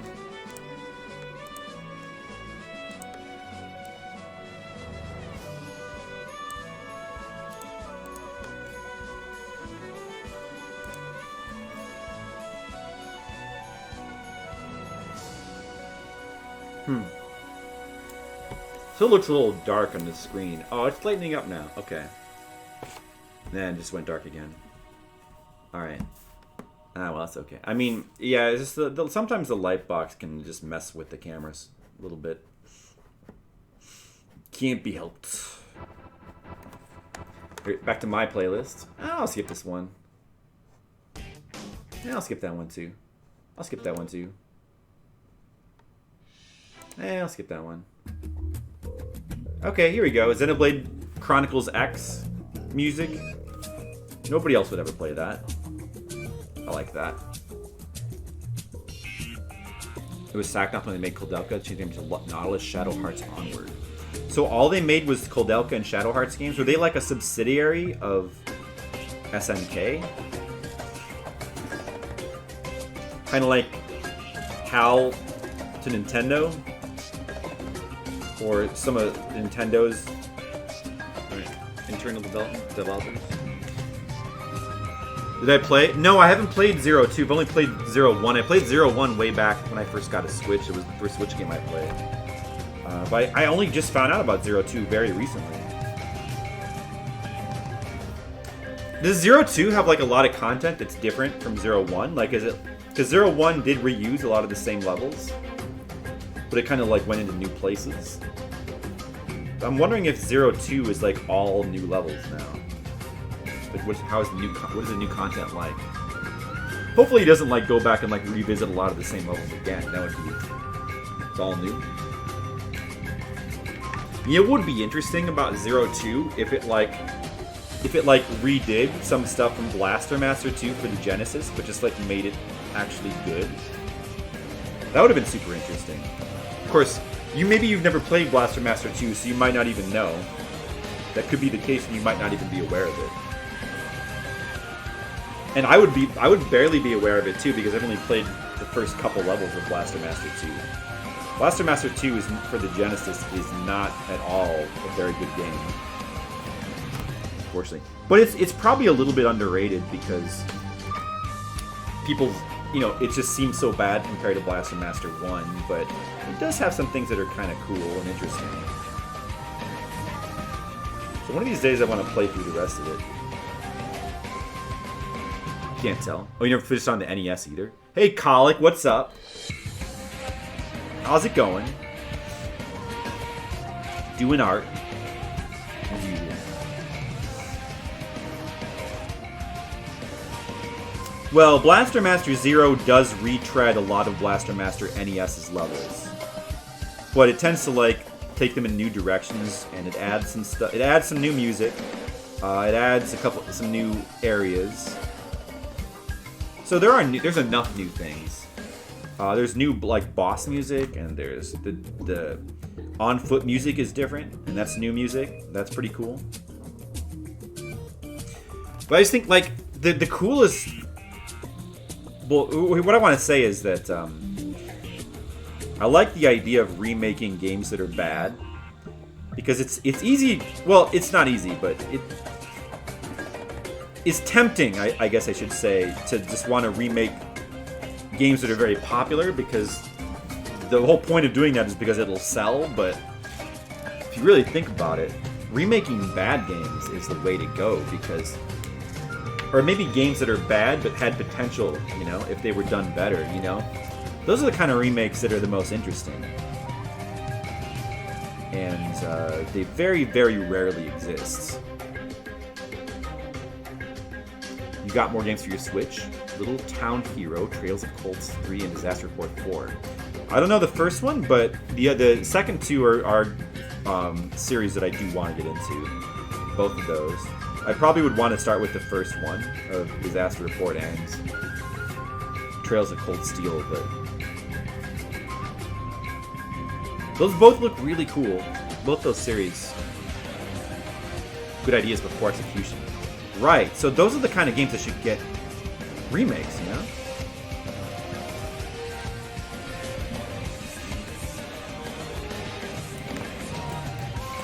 This song isn't too loud, is it? Hold on a second. The song is a bit loud in my headphones. Let me just check. Hopefully not. No, I guess it's okay. If the new Shaq Fu game was a surprise mega hit. How was that new Shaq Fu game? I didn't pay attention to that. There's Pit Fighter, Frontline, and Firefly. There was a game that was basically Frontline, but like super improved for like the I think for the Game Boy Advance. There was. Somebody sent me a link to it.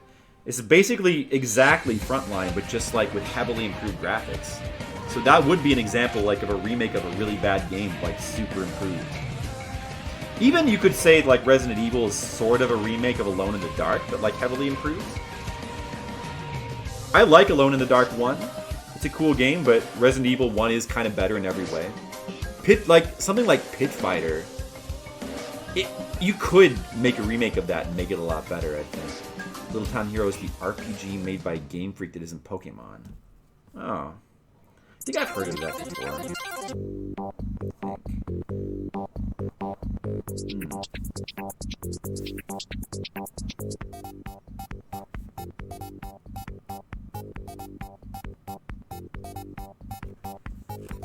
Vector Man. Oh, that's cool.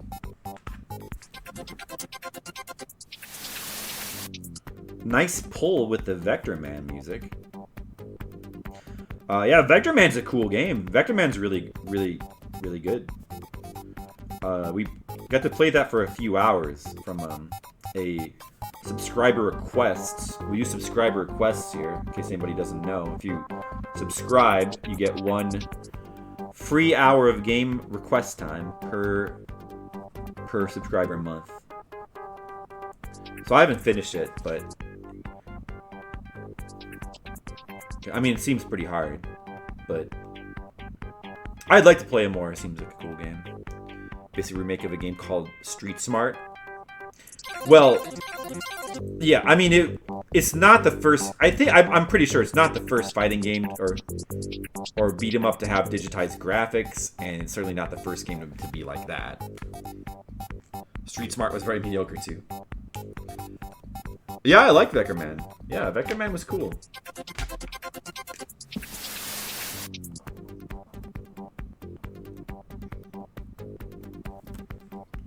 You loved it growing up. It's hard, and you have not finished it also.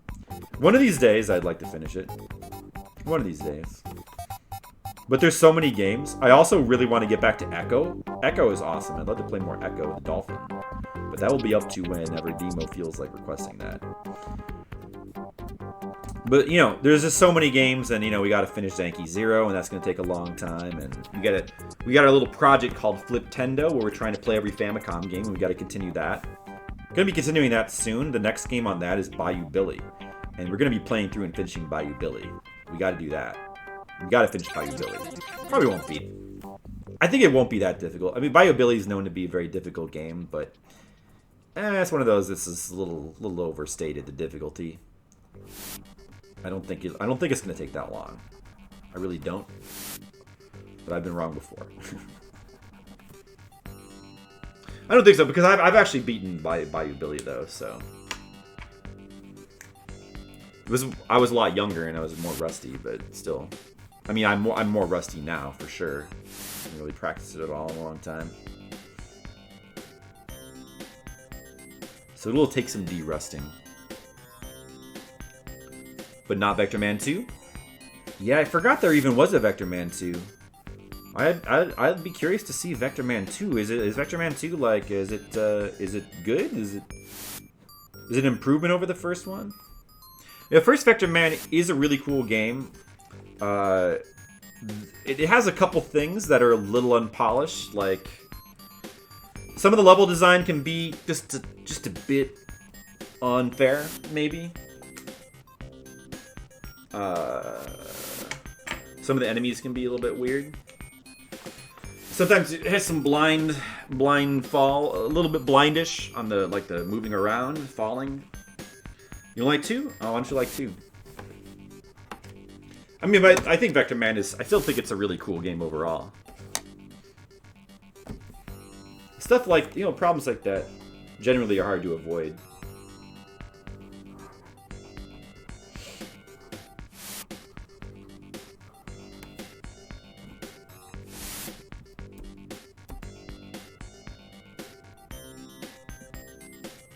Brawler controls restrictions of fighting games.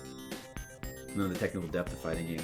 Well, yeah, well, a lot of the early fighting game type stuff that they made was very simple, and they didn't really know what they were doing. You know, a lot of the early fighting type games, like stuff like, you know, Karate Champ and Urban Champion, or was it Urban Champion? Was that what it was called? And, you know, that whole what the fuck are those games called again? And there's actually like a lot of early fighting games. Like they try to, yeah, they tend to be awkward to play because they were trying to have depth, but they would add depth. The way they would add depth would just be like kind of making the controls overcomplicated or stuff like that. So either they'll end up just being like way too simple, like I guess like Karate Champ, where it's just like button mashing, or maybe Urban Champion is a better example of that. Or it'll be like kind of just it won't feel very good to play because it'll feel convoluted because they're trying to like in trying to make it have depth. It just doesn't, like, you know, they make it too finicky and like hard to learn.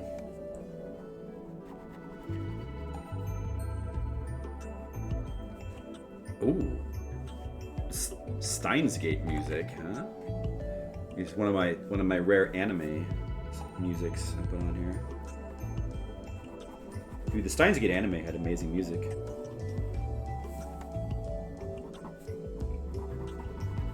I was thinking about playing the visual novel. I think that, but I feel like, I don't know. I feel like the anime might be the better way to experience the story, just based on the soundtrack. Actually, I don't know. Well, It's one of those things where I just have so many games to play, I'll probably never get around to playing the visual novel because I've already experienced the story anyway. Even though people say the Steins Gate visual novel is amazing. But I mean, the anime is amazing. It's just the same story. It's an amazing story. Remember that TV show, Amazing Stories, from the 80s? Your bro got so scared of the game over screen, he ran out of the room for Vector Man 2. Wow. Bro sounds like a wimp. Pit Fighter is Brawler Boss Rush. Yeah. It's just basically a fighting game with no two-player mode, right? Well, Pit Fighter, yeah, where would that... I guess Pit Fighter would fit under the category of, like, fighting games that were, like, didn't bother to try to have depth. They were just, like, super mindless and simple. But I don't think it has any depth. It's just a really badly... This is, like, a really cheaply made game. Of Freedom Planet. That game looked pretty cool. And it's another game that has music on here it's a game that I haven't even played, but I own it. One of these days I'll try it. It's basically like a Sonic clone. Some indie Sonic clone that somebody made. I know, right? What, that he's a wimp? You can tell him I said that, alright? Ray Leonard, tell him I said that. This artist dude on Twitch said you're a wimp for running away from the game over screen. You gotta grow up. You gotta man up. If you can't deal with game over screens, how are you gonna, when you get out, what if, you go out into the world and then you're in one of those scenes from the movies where you're like in the middle of like say like a fast food restaurant, and then suddenly the dude comes in with a machine gun and is like, everyone hands up, and you're the only one who could be the hero? How are you gonna have the guts to do something like that? Like take the mop like Eddie Murphy did in Coming to America, and like martial arts the machine gun dude, and like save everyone's life. How are you gonna have the guts to do that if you're too afraid of a game over screen? You'll never do that. You'll never mop a martial arts. You'll never martial art mop a machine gun dude. You'll never do that. Not like me, man. I'm totally brushing up on my martial arts. With a mop or any kind of staff, I'm ready. Well, okay, I haven't actually practiced at all, but mentally I'm prepared.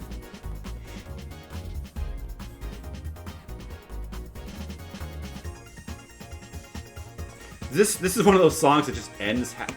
Oh, is it still going? I skipped to the next song. Ooh, this is a good. Oh, what? Video cannot be embedded? Oh, that was a good song, you fucker. I'm gonna skip this one. I'm gonna skip that one. Do you want to play this one? Maybe I'll play this one? Let It Die music?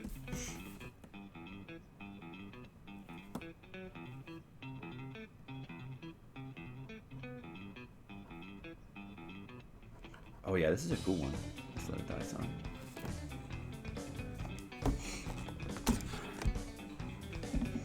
One of the instrumentals. Let It Die, pretty amazing music. That's such an underrated game, Let It Die, for like, as far as like soul, sort of pseudo semi-Souls-like type games. I think it's Souls-like enough. That game deserved a sequel. But from what I've heard, they've like turned it a little bit too.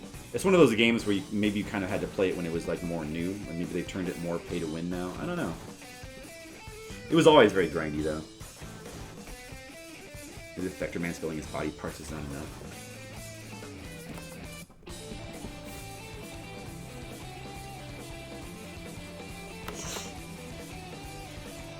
Aqua Kitty. OST. Aqua Kitty.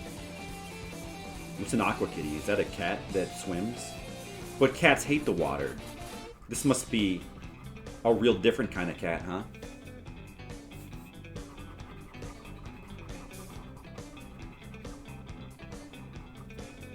Alright.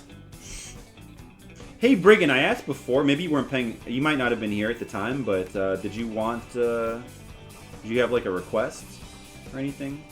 So I could take a break from this to do a request if you have one. It's an indie game that's very much like Defender. Oh, I see. Defender, huh? It's a classic.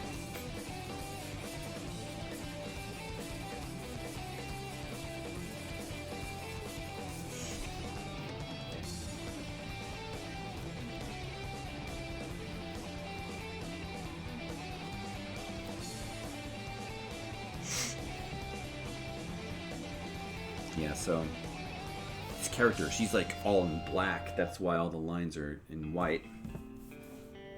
Oh.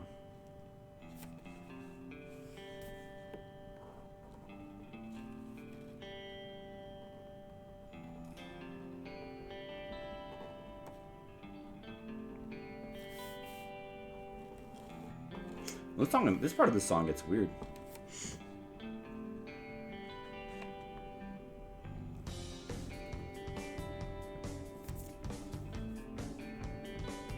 Oh, you do? Okay, is Symphony of the Night where you talk to Maria? I kind of know what you're talking about.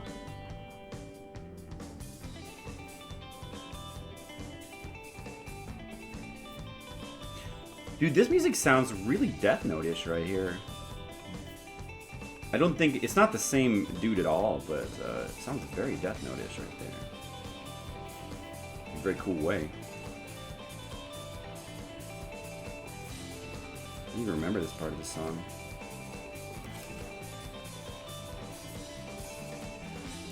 When Hungry was playing, and she called the area of that map the toast, you got to see the map to get it. Because it's shaped like a piece of toast, probably.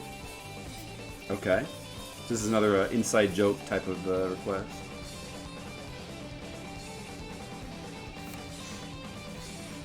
So what is it? Like, is it like Alucard eating toast with Maria? Or maybe Alucard is a piece of toast and Maria's eating him? Your request would be Maria lounging on a toast. Lounging on a toast.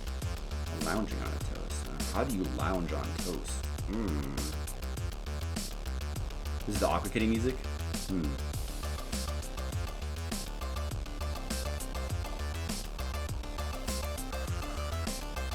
Alright. Alright. Alright,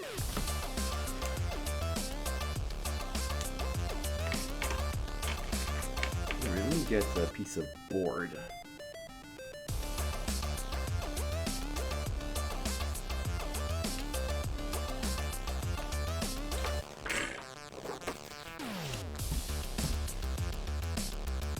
So, Maria lounging on a large slice of...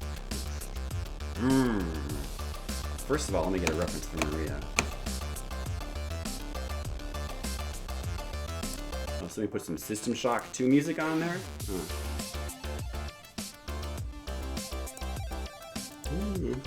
Seems kind of cool. I remember it having good music, I think. You like this song?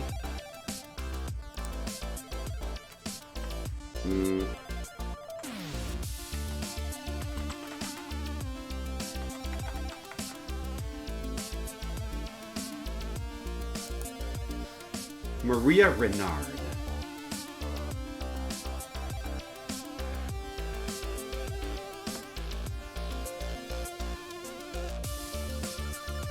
Of course, you got the Rondo Maria, and you got the adult Maria. Assuming you probably want the adult Maria on the toast. Toast. Maria on a toast.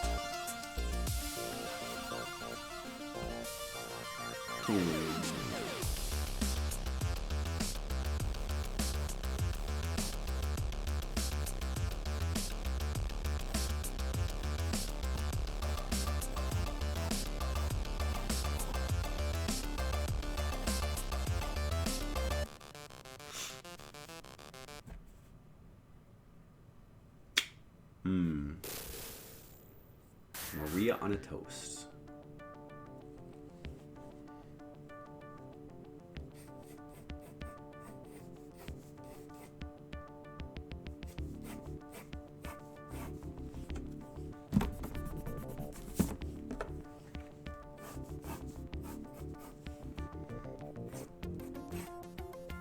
This sounds like Vector Man music again.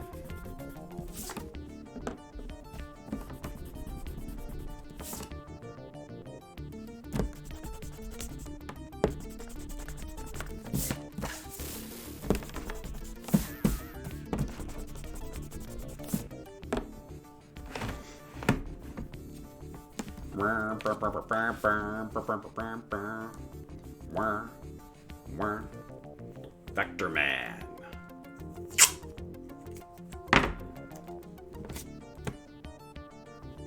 He's the only one with the vectors it takes to save us. To save the world. That Vector Man. Just remember, if you want to see me play more Vector Man, all you gotta do is subscribe to the channel and then use your subscriber hours to request the game that you would like. And you too can watch me play some Vector Man. Someday we'll finish Vector Man, and then I'll be real proud of myself. Added to the list of beaten Genesis games. There's not enough games on that list, you know? It's a little bit smaller and sadder than some of the other lists, especially the NES list. You beat more Genesis games. You'd be like Echo the Dolphin, and you still need to beat most of the Sonic games as well, like Sonic CD, Gunstar Heroes. Yeah, I played through that game, but I don't think I played that on stream. I think I played that off stream. I don't think I've ever played that on stream. Very, very good game, the Gunstar Heroes. Should play that sometime.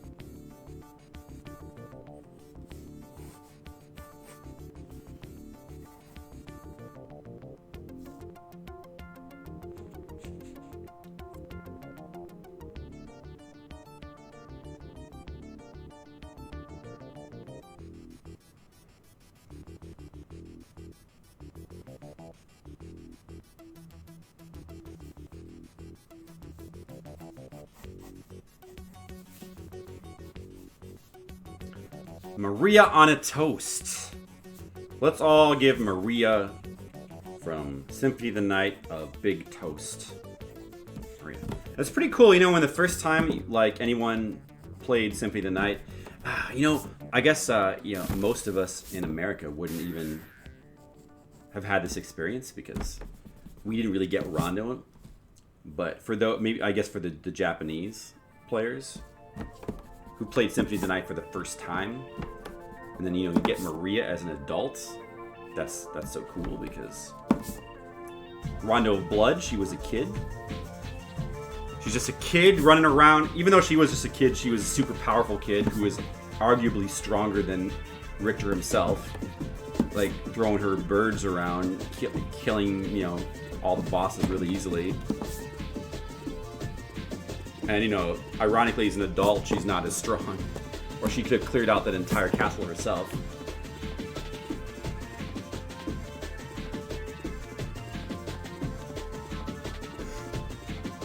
Was this like a remixer?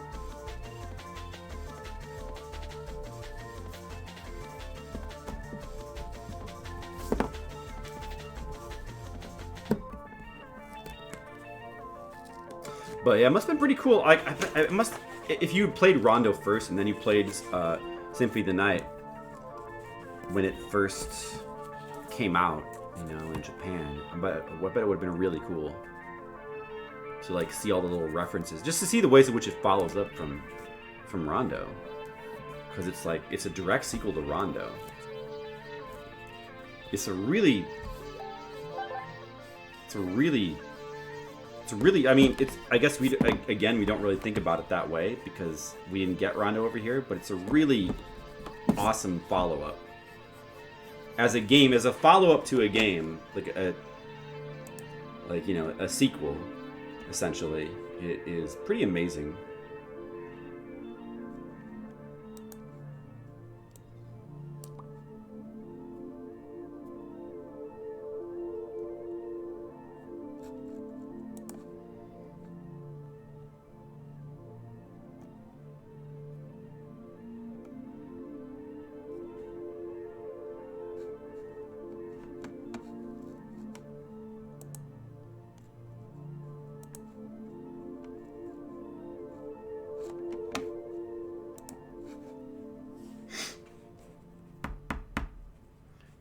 They're peak Castlevania.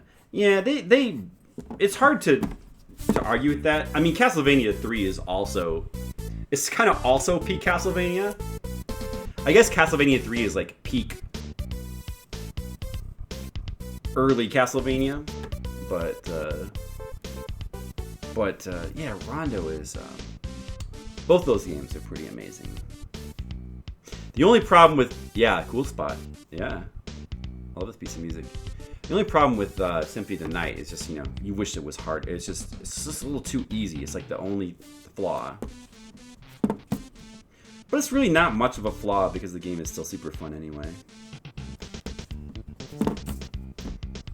Rondo is a pretty nicely difficult game. Like that's the kind of what gives Rondo the edge a little bit, because Rondo actually is challenging. Even if Maria does make the game a little too easy because she's too good. Of course, you have to actually unlock Maria, so.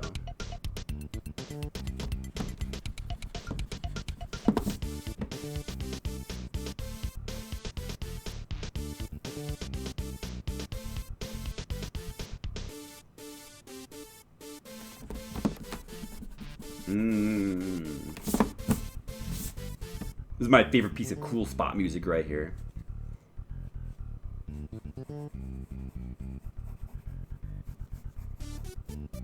Cool Spot, kind of a similar game to Vector Man. I don't think it's the same developer, dude, who made Cool Spot that made Vector Man. I think it's some different developer, but Vector Man almost seems a little bit Dave Perry-ish.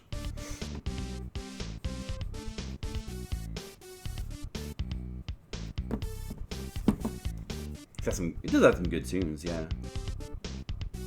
And the bonus level music was also really good. But your favorite is the bonus stage tune. A lot of people like that.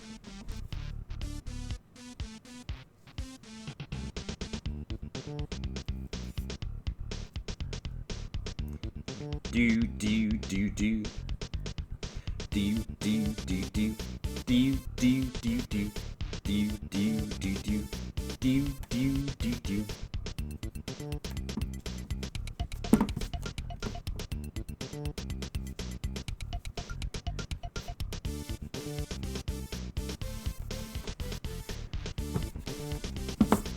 Maria Renard. Maria Renard.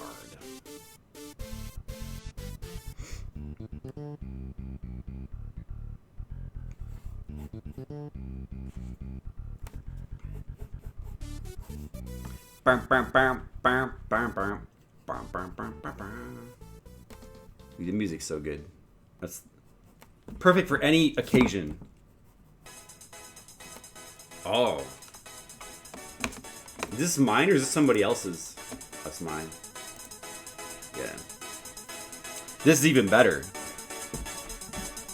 This is like peak Poland Brothers. I know, I guess some people, maybe a lot of, this is one of the Poland Brothers. Maybe a lot of people will be like, oh, what about Silver Surfer, Solstice? Even Equinox, like this is probably best Poland Brothers song. I would say the best Poland Brothers song. Period. Like the number one. I think easily this is maybe not easily, but I would put this as the number one. Plock from Plock, which I barely played the game, but.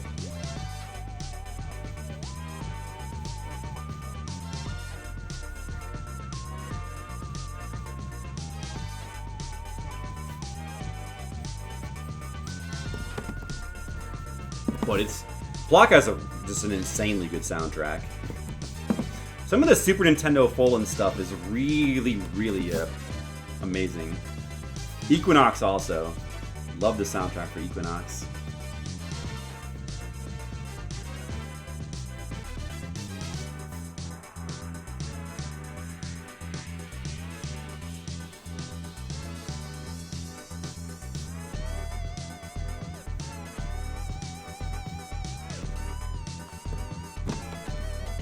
Too good music. This music is too good.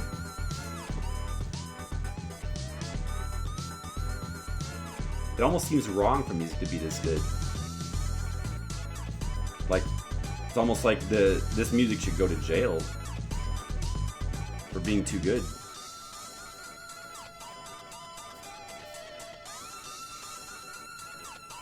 Dude, okay, listen to this part coming up right here.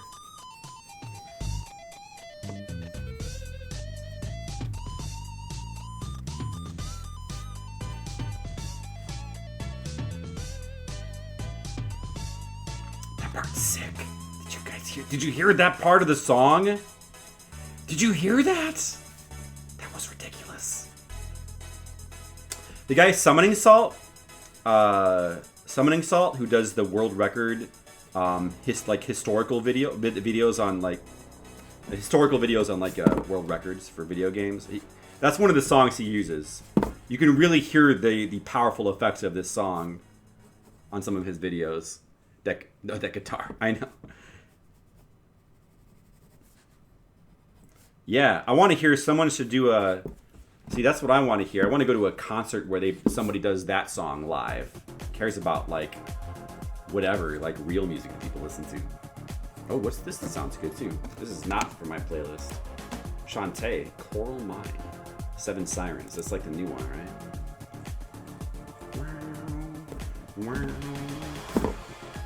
Should I like actually mix up her costume a little bit? Or should I just use her classic one? This Sprite, yeah, it's the same costume in the Sprite and the art. Yeah. Dude, the Sprite work on her Sprite is so nice. Oh, you can't see us on the far right. Well,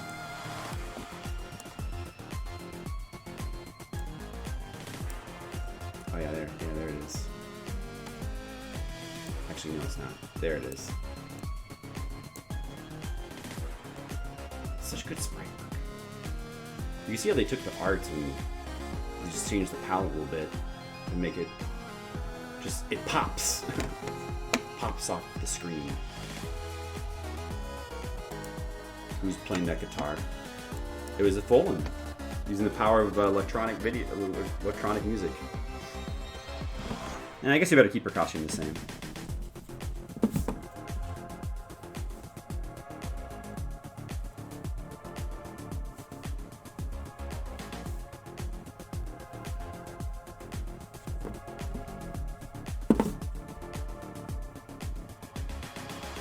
Ooh, so this is from Shantae, huh? Yeah, this is a pretty cool song right here. It's pretty cool. From the coal mine, eh? Thanks, Mr. Leo. Well, I appreciate the lurking. Lurking is appreciated. Yeah, we were working on. I did finish the pencils of a page. Now we're doing little requests for brigands.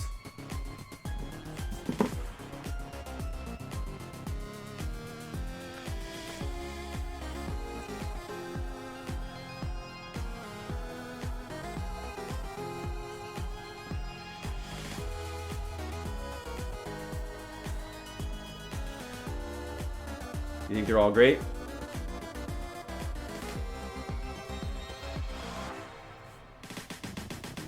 One of these days, I'm gonna play the rest of them.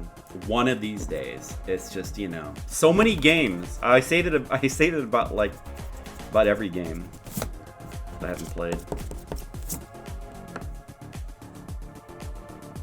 I'm gonna play every game except for the Assassin's Creed games. Those are the only ones I'm not gonna play. Other than that, I'm gonna play every single other game.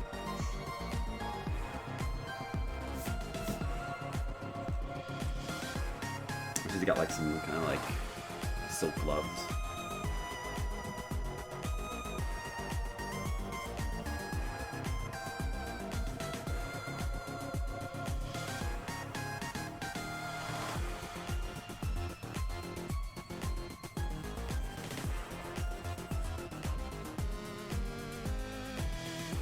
She's on toast.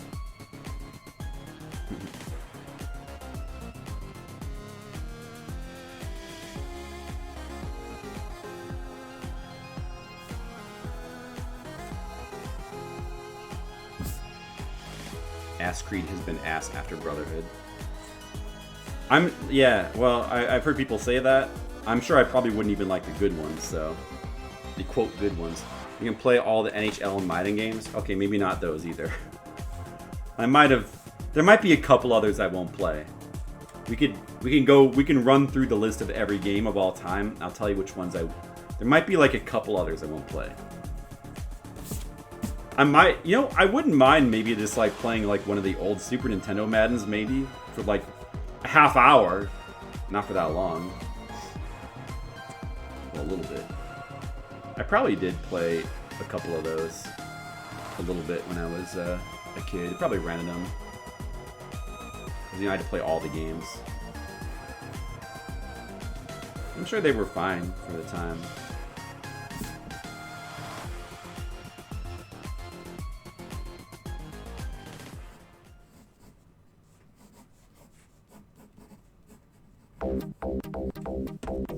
What's this? Let me see if I can figure out what this is. Don't recognize it.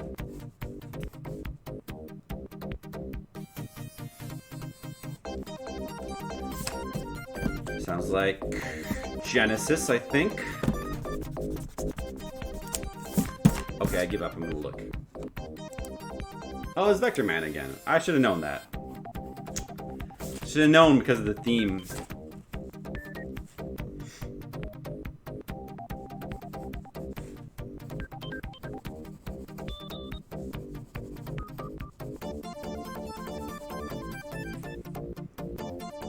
Maria Renard.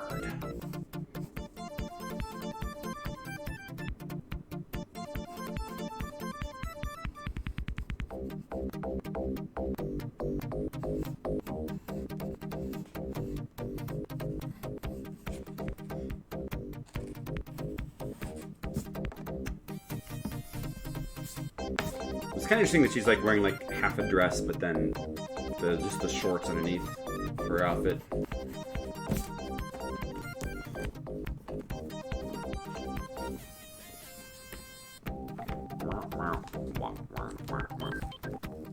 I mean, I think the Vector Man, I like the Vector Man games. The music it's probably not like my favorite Genesis music or anything. It's all right. It's all right music. It's pretty good. A little bit. Got some catchiness to it. Like the song's pretty cool.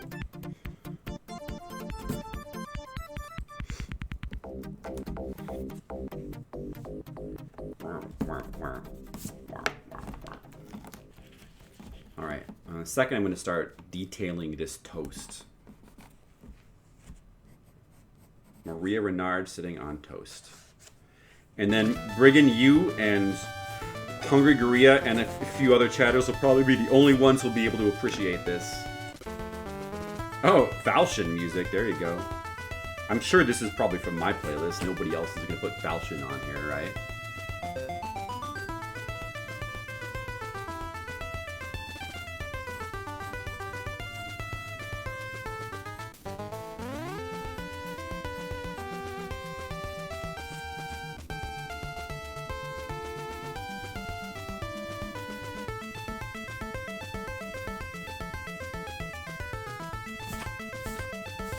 Oh, Legacy the Wizard music? You know how to make me happy. I can't go wrong with that.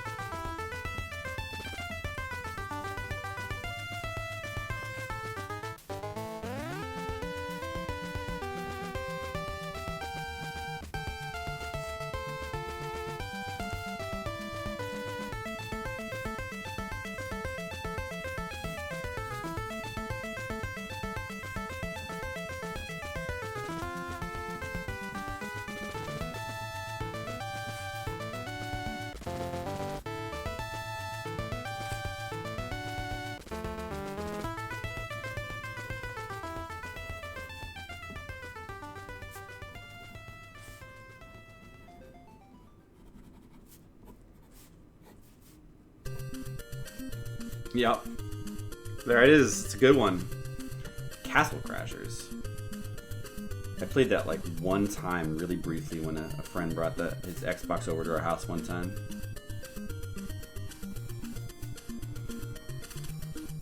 I don't remember the music at all.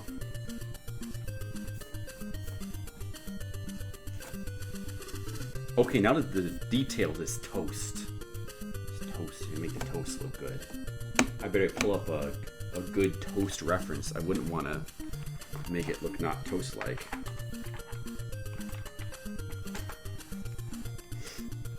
Toast. I'm a big fan of toast. I like to eat toast all the time.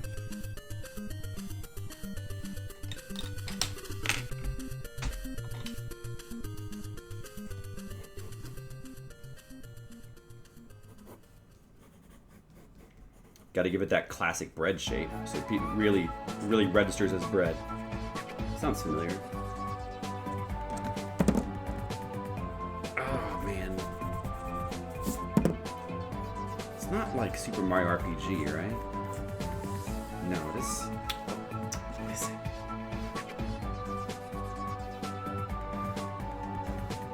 Oh, this is from Castle Clashers. Oh, right. Yeah, that. I do recognize this piece of music. Wow. Wait, is it? Oh yeah. The world map. Okay.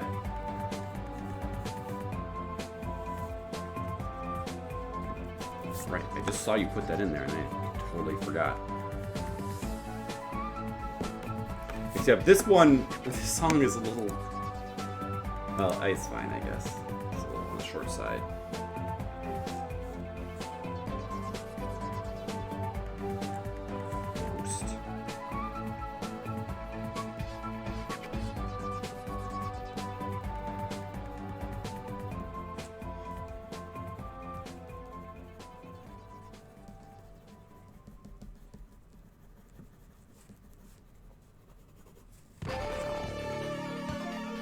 Yeah, this song's awesome.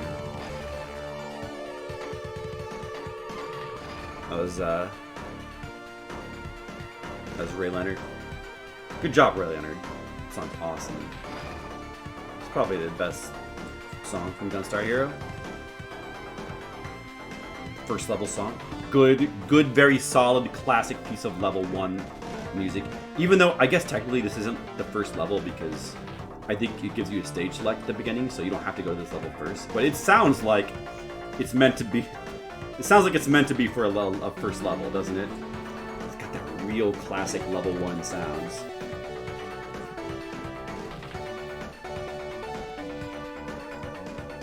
Lovers in a Dangerous Space-Time soundtrack. Okay. Sounds familiar.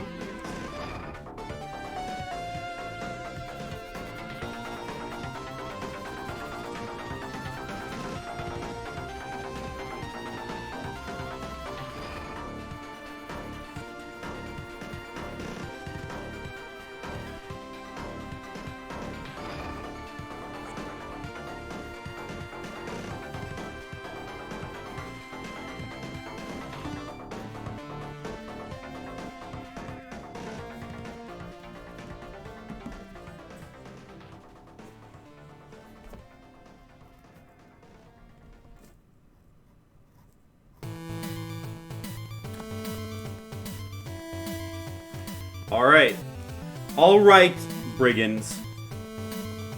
I believe we've finished your request. What do you think? And this would be Trip World. Oh yeah, I knew that sounded familiar too. Trip World's a cool game. I gotta finish Trip World sometime. Looks good, eh? Thanks. She's lounging on toast. She's lounging on toast. Maria Renard lounging on toast. That's probably never been drawn before. I bet you could look up online Maria from Symphony Tonight on toast. And you probably never find that. And now you can. Thanks to Brigand. Alright.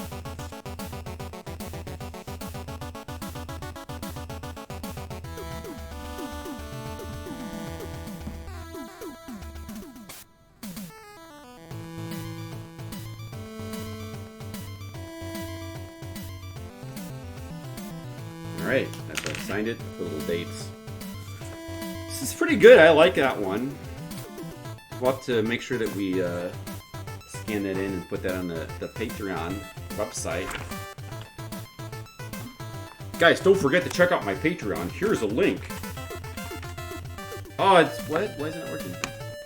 She's the butter... Yeah, there you go. She's the butter to your toast. Exactly.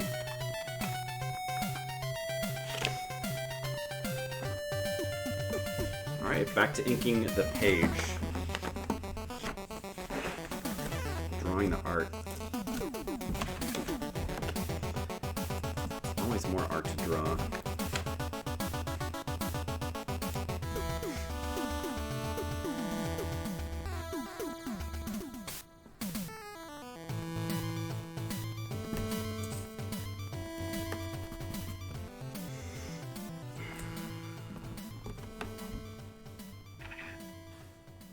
Always more pages to do.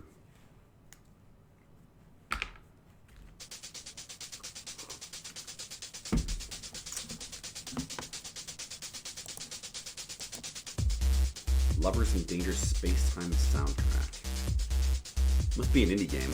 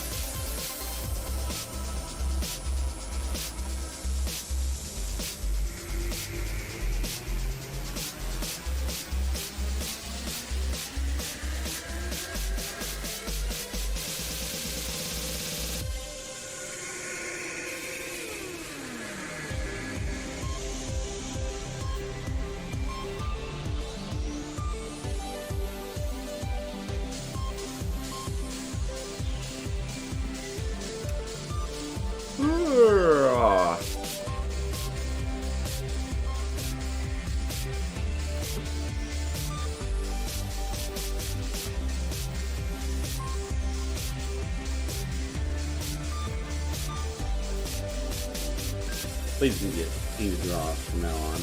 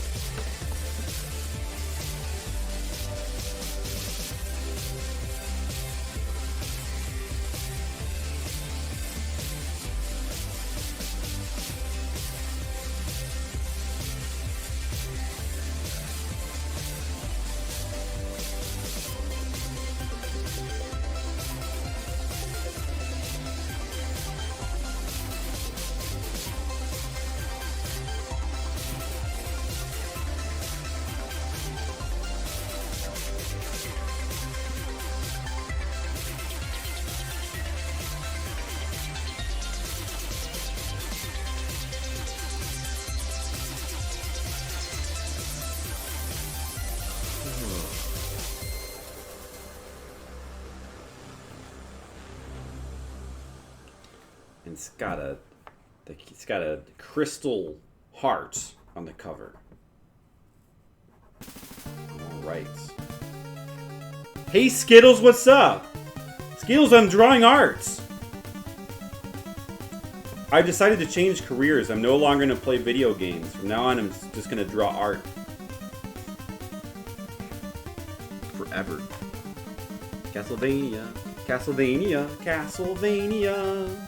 Castlevania? This is even from the Castlevania that, like, the Brigand for some reason doesn't like. But you can still put the song in, huh? first Castlevania 1. I know, it's crazy, huh, Skittles? But thanks for supporting me. I know that you couldn't be happier. All art. From now on. It is a good song. It's true. Can't argue with it.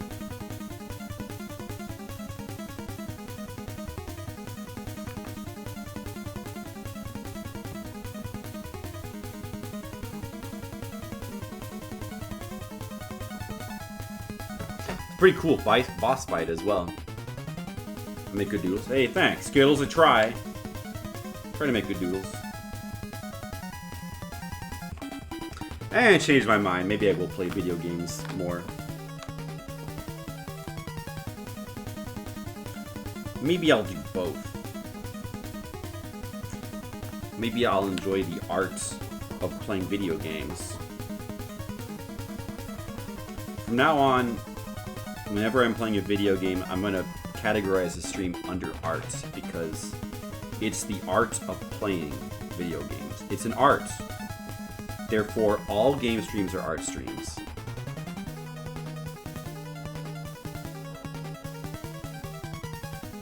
Roger Ebert thinks that video games are art.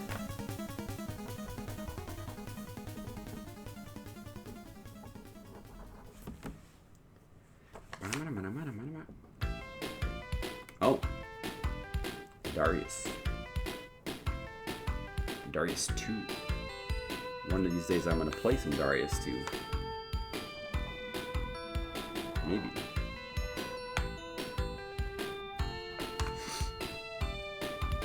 My unparalleled skills will be considered art. Exactly. You mean I'm not already there? Come on, Skittles. That's why everybody tunes in to watch me play video games. It's because my skills are like an art, I'm pretty sure.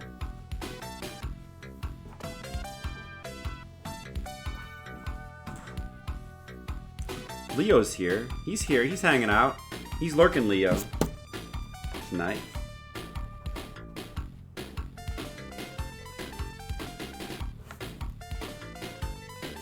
Lurkin' Leo, pretty cool nickname. Would make a good garbage pail kid. Lurkin' Leo. It's got that alliteration. Boy, this song's... Oh, this is the Genesis. I was gonna say, this sounds so Genesis-y. Of course, like, early arcade games do sound Genesis-y because the Genesis was designed to sound like early arcade sound systems. That's why it sounds that way. But this is actually just the Genesis version of Darius 2. Oh, that's a pretty cool song.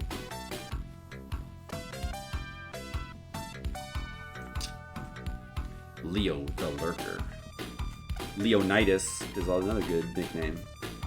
Leo, did you know that your name can be made into many various nicknames? It's just got that nickname adaptability to it. It's good to have, you know? You got that going for you, which is nice. You know, you can kind of do that with Flipsider too, because you can be like Fliptendo, Flippy, you know. You can do it with Skittles, because you can just put the S. You can make Skittle into Skittles, and, you know, it could be... You actually can't really do it as much with Skittles. Skittles less flexible as a nickname. Can't do it with Brigand either. Brigand's less flexible. Bragand, maybe? You're nothing but a Bragans. Wild Arms 3. One of these days I might play another Wild Arms game besides I've only played the first one. You know, it's so hard. It's you know, it's one thing to like play some of these RPGs, but to like play all the games in the series, that's another. Even the Shin Megami Tensei games, I don't know if I'll ever be able to say I've played all of them. It's too many. That would be really hard.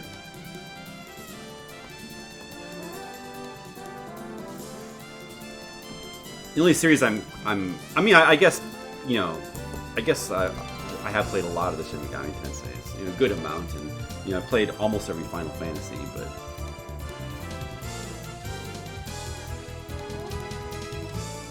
Spriggan, Brigand to Spriggan.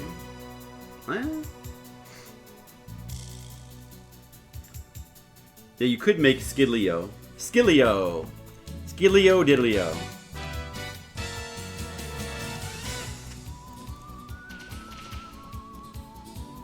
What did Flanders always say? Like, hi diddly do, Skidlio. Hi diddly do, Skidlio. That sounds like something you would say.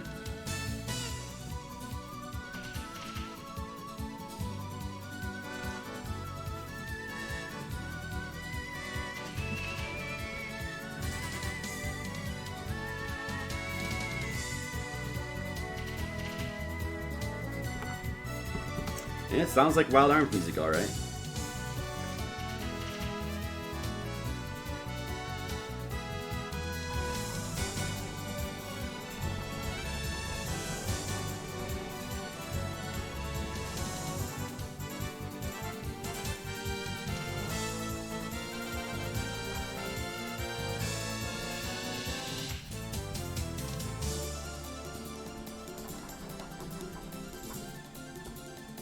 Stupid all-black character.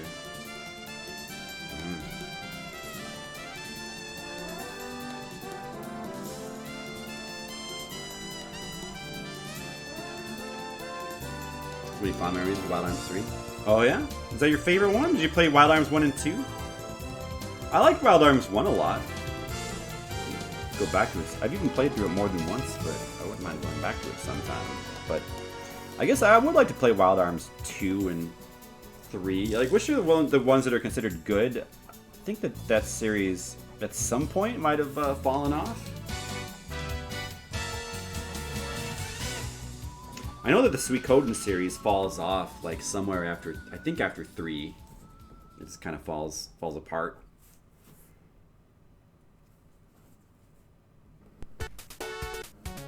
Oh, there you go. You can't go wrong with Sonic.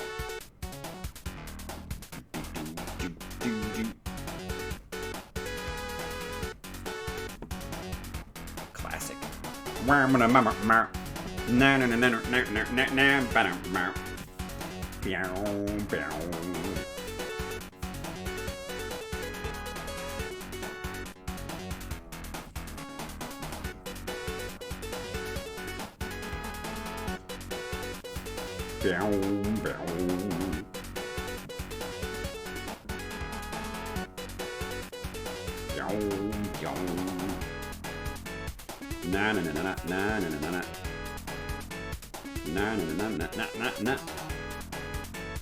You can play 1 or 2? You only played 3? Wow.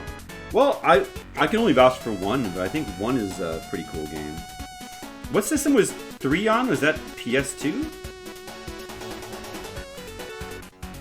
I don't even know how many there are. I think there's got to be at least 5 Wild Arms, right?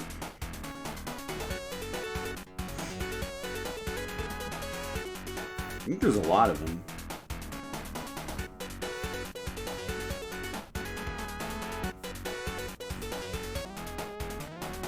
Four and 5, but 5 you still haven't finished. Well, how are 4 and 5? Are they any good compared to 3? Well, like I said, I've generally heard, I feel like I've heard that they kind of fall off, but even people's opinions may differ.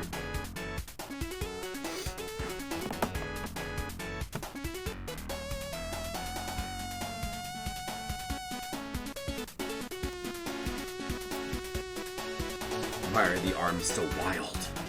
Whose job is to get them under control? There is no controlling the arms. They cannot be controlled.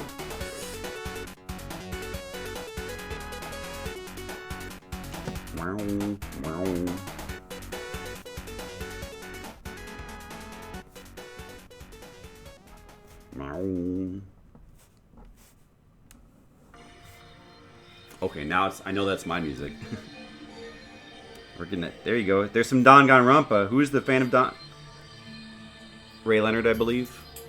06 is the last game? Wow. Skittles, I think it's your job to get them back under control. Did you not realize that was your job? Uh-oh. No wonder they're so wild. Skittles wasn't even doing his job. Been slacking. The arms have been out of control this whole time. 6 is a little campy. Green 4 great. I'll go back and play 1 and 2 one of these days. One at least is a pretty awesome game. It's very early PS1 RPG, like pre-Final Fantasy VII. So it's pretty interesting, but yet to see what they do with the early 3D. But yet it's still like it's sort of primitive looking, the graphics, but the soundtrack is amazing, and the game is very good. Good dungeons, I seem to remember. You blew it, Skittles. See if you ever get invited back to arm guard duty. See if that happens. You're fired, Skittles. You're fired.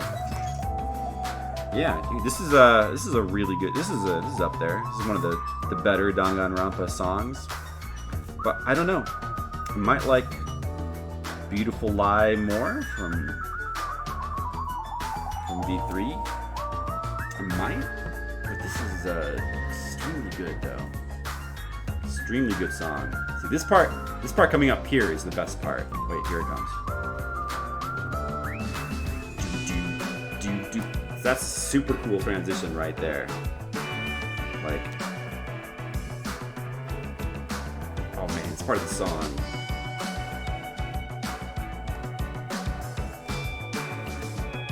That's like music paradise. That's where songs go to die.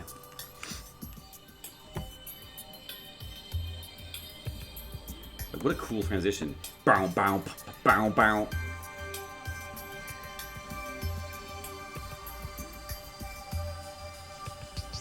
But so this is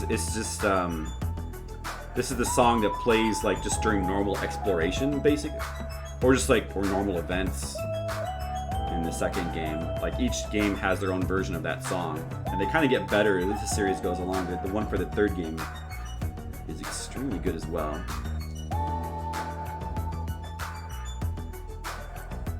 And like each Danganronpa game has its own investigation theme, which those are always amazing. They have their own trial themes, etc., etc.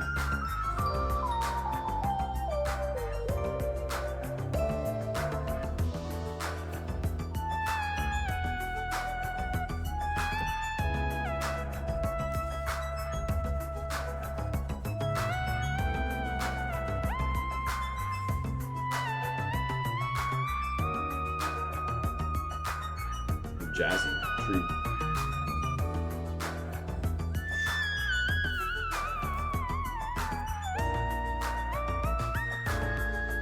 Okay, so like I could make this part all in black too, but then it'd be all get mixed with it. I'll probably do like a gradient here. It'll be easier and better. Like we can't have too much black space in this page anyway. It'd be a bit weird. Yeah, it does get jazzier for like this part. See, there's the awesome part again, but this version, like they changed it up because it's like more jazzy now, but it's still got that awesome part in it. That's good stuff. That's good music. See, Danganronpa games, it's like, I would love the game, even if they didn't have amazing music, like I would still really like the games, but boy, the soundtracks for those games are just some of the best modern game soundtracks, just period. Just some of it's up there, it's on a short list. Best modern game soundtracks. Since 2000, pretty much. Since the year 2000. Well, I guess 2000 is tough, because that still includes stuff like Silent Hill 2. Since 2005. Maybe, definitely since 2010. Maybe 2010. The 2010s. Then it gets onto a top 10 list easily. If you go back to 2000, that would be tougher. That'd be a lot tougher. But the Danganronpa games, they didn't even start coming out until after 2010, right? I don't think so. Yeah, after 2010. You put the investigation music on here.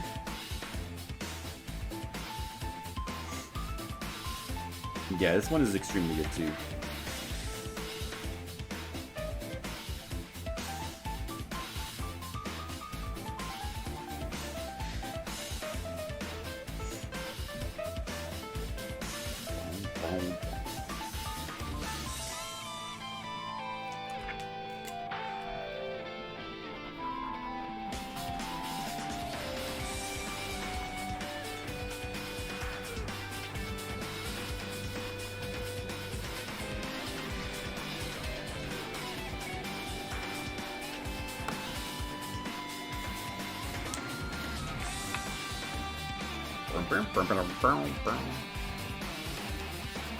So, Ray Leonard, you've obviously like played all the Danganronpa games and watched the anime as well, right? And by anime, I mean the Danganronpa 3 anime that like properly finishes the storyline. The original Danganronpa 1 anime that's based on that game, that's pretty much like superfluous. You don't really need to. That's just a retelling of the first game's story. You don't need to watch that at all. And playing the game is a better way to get that story anyway. But then they came out with an anime that ends the story, which is completely different from any of the games. So you have to watch that. You got a mashup coming next? All right. Well, that could be interesting, I suppose. As long as it's not the type of mashup that Do on the Grass puts in here. No Flintstones. No Flintstones mashups. No surprise Flintstones. We don't like that.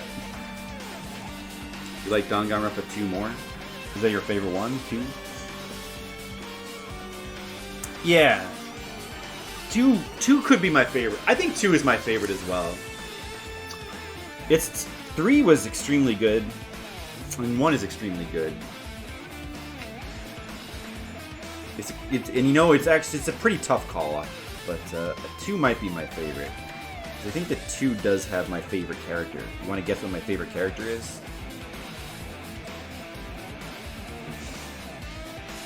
So probably it would be 2. And that's one of the best cases. Oh yeah, it has my favorite case, for sure. That's a clue. Playing them all. I bet you could get... Well, there's a lot of good characters. But still, it's one of the obvious ones.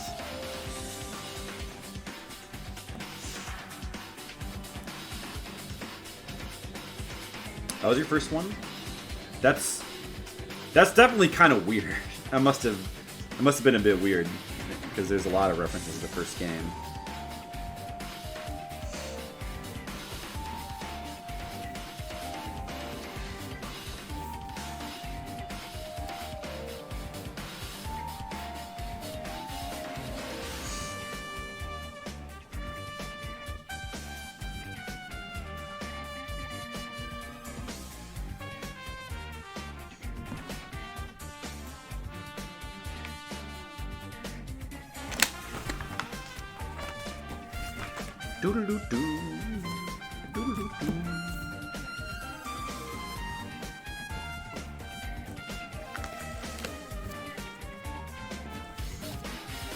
Gundam? Nope.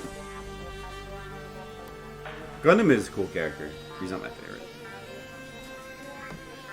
Is that your favorite? Gundam? Yep. I can see that.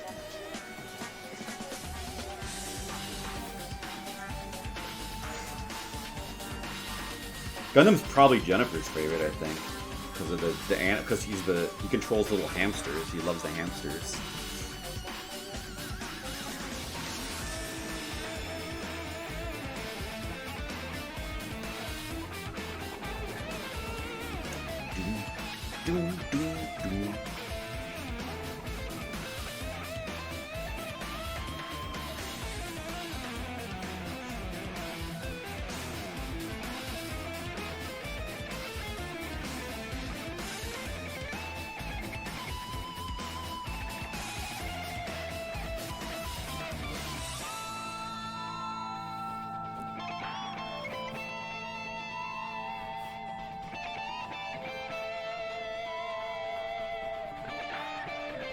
Oh, did you play the Ultra Despair Girls? I played that as well. I actually thought that game was pretty underrated. I like that game too.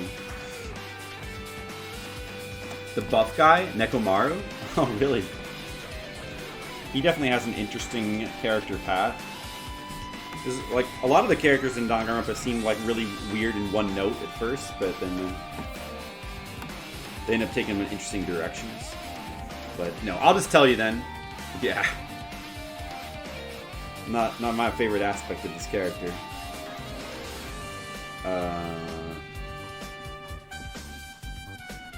Yeah, no, it's my favorite character is Nagato. Of course, it's Nagato, the best character in the whole franchise. Nagato's the coolest character because he's like super twisted and just evil. And he's crazy, but yet he's too smart for his own good. Yeah, Nagato. I mean, I tend to like the first game. I think my favorites were. That was your second game. He was pretty good. Ultimate Despair Girls has got some good stuff in it. Like the first game, probably my favorite is.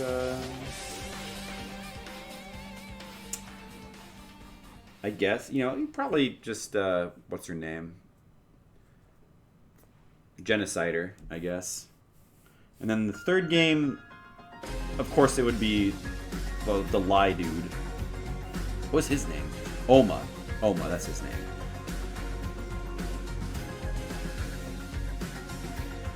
So, definitely a pattern there. I like the crazy ones. Yeah, Nagato is pretty... Yeah, Nagato's awesome. He is a very interesting character, for sure. This is the music that plays when you're... It's the big twist is revealed. Your favorite character is Nagato. What a twist. I never saw it coming. What's the deeper meaning here? Do.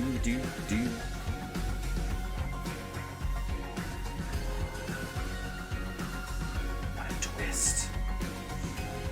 So many twists in those games.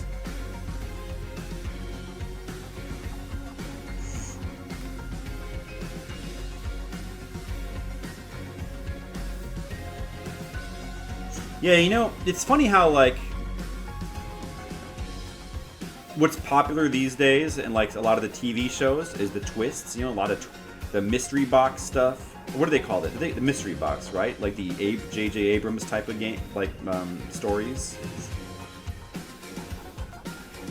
Like, that's just very popular. But it tends to suck because it tends to not be thought out. Like, it tends to not even really be thought out. Like, a lot of times it's not even thought out ahead of time. It's just not planned well. It's very rarely planned well. But yet, like, games like Danganronpa can have tons of twists all over the place. And it's done really well. Like, are there any TV shows that even get close to having, like, that level of just, like, constant twists? And actually have it be good? Because, like, the Danganronpa games do that. The Zero Escape games can do that. Even stuff like Phoenix Wright can do that. They can have, like, really intricate plotting with lots of interesting twists. And it doesn't go off the rails. Like, it has a good, generally pretty satisfying ending. But can any TV show do that these days? Not that I know of. Of course, I don't. You have the Handkerchief, who is the assassin chick in the third game you like her the most. What was her name? K-Day? I think her name was K-Day. Was her first name or her last name was like Hara... H. I forget. Four syllables, with an H. Kanakawa or something like that. Hirakawa. Hirakawa. Kaede, I think. Was it Kaede? No, that doesn't sound right, actually. I'm not quite sure. She was a good character, though. They did a good job in the third one of, like, not letting you know who the main characters are going to be, because she didn't seem like she would be a main character at all. They definitely, they just in general, like, putting twists aside, they just do a good job of, like, the games are, like, very unpredictable, the stories. I appreciate that. No way DG is better than Law and Order. Danganronpa? No.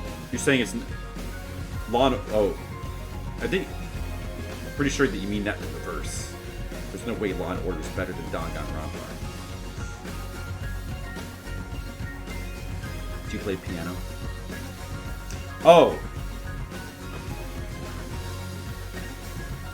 Well, no. She's not... The assassin girl was the one dressed in red.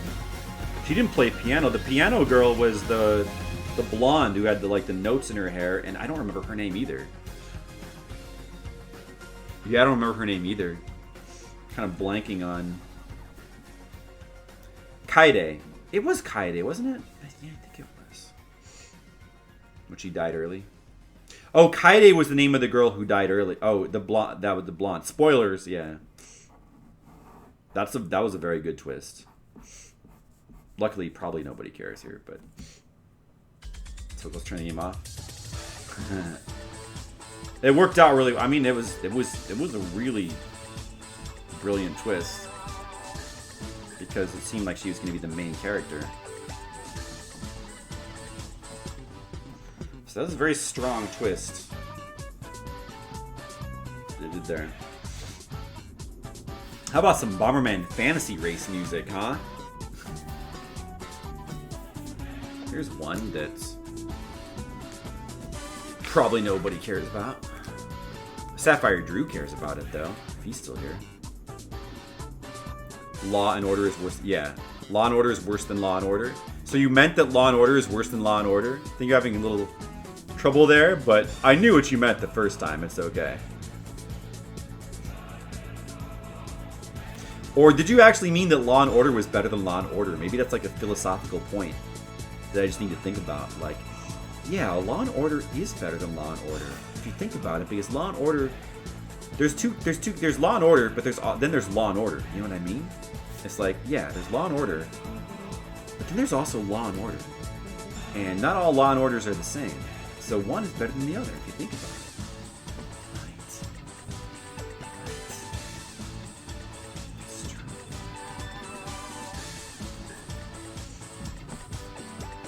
We've got to have some law and order in this world. That's why we need Danganronpa.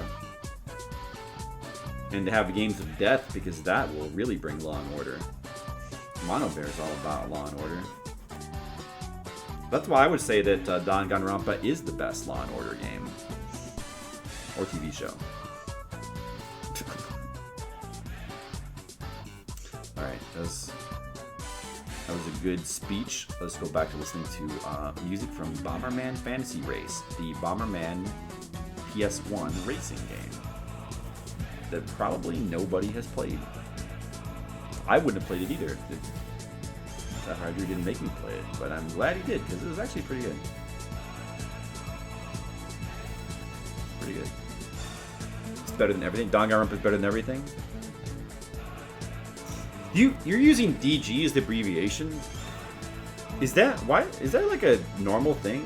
I don't know. I would probably use DR, I think, if anything. But I think that Danganronpa is even meant to all be one word anyway. But better than everything. Yeah. Well, I mean, I wouldn't argue against that too hard. But actually, to be honest, if we want to pick like the best story-based game, like above Danganronpa, I would put 999 and Virtue's Last Reward probably above them a little bit. I think I'd have to look at my list. I'm not sure if I actually do or not. I think I do, or at least 999. And then even above those, I would probably put Ghost Trick. Yeah, I would put Ghost Trick above. I did put Ghost Trick above all those games. Like I think that one is actually the true best visual novel or story-based video game. Well, unless you count Silent Hill 2 as a game, like as a story-based game, then that would just be the best. That would be the true best. But as far as like visual novel style, Ghost Trick is basically the best. Actually, Silent Hill 2 is more like that's overall. The rating for that game as an overall experience is like one of the best games ever made, Silent Hill 2. But for just pure story, probably Ghost Trick is better. For story and writing and plotting, Ghost Trick is better. It's just one of the best pieces of media. If you haven't played Ghost Trick, play Ghost Trick. It's extremely good. You don't like spelling it all sometimes? That's okay. I understand. Are you like on a phone? You're probably on a phone. Typing on phones can be annoying. Etrian Odyssey music. This is good music for like drawing late at night.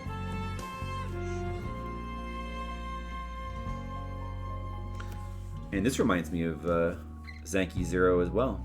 Hey, have you played Zanki Zero, Ray Leonard? Because that's made by the Danganronpa people. We're playing through that right now. I don't know if you caught any of those streams. We're like in chapter 3 right now. And it may be a dungeon crawler. It's different gameplay, but the story is very Danganronpa-esque. To be another detective story game if you're looking for something sci-fi. AI Somnium Files. I've heard of that. I haven't played that, but I did play... They also made, like the Last Window and Hotel Dusk games. I haven't played Last Window yet, but I have played Hotel Dusk. And that game is also very, very good. But AI Somnium Files, I haven't played that one. Is that like... That's like DS, right? That's a DS game? I haven't played that one yet.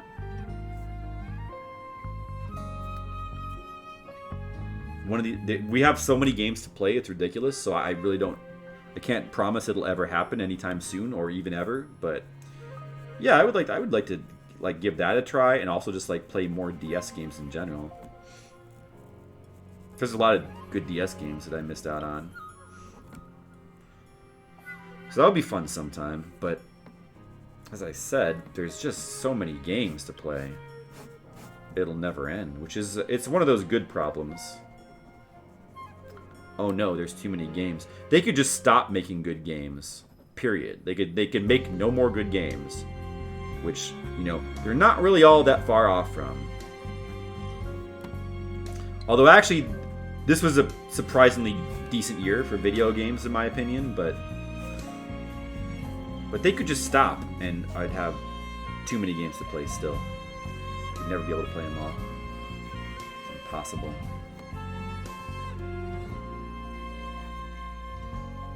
But doesn't mean I'm not going to keep trying, though. It's a Spike Chunsoft game on Steam, as far as you know. It's on Steam.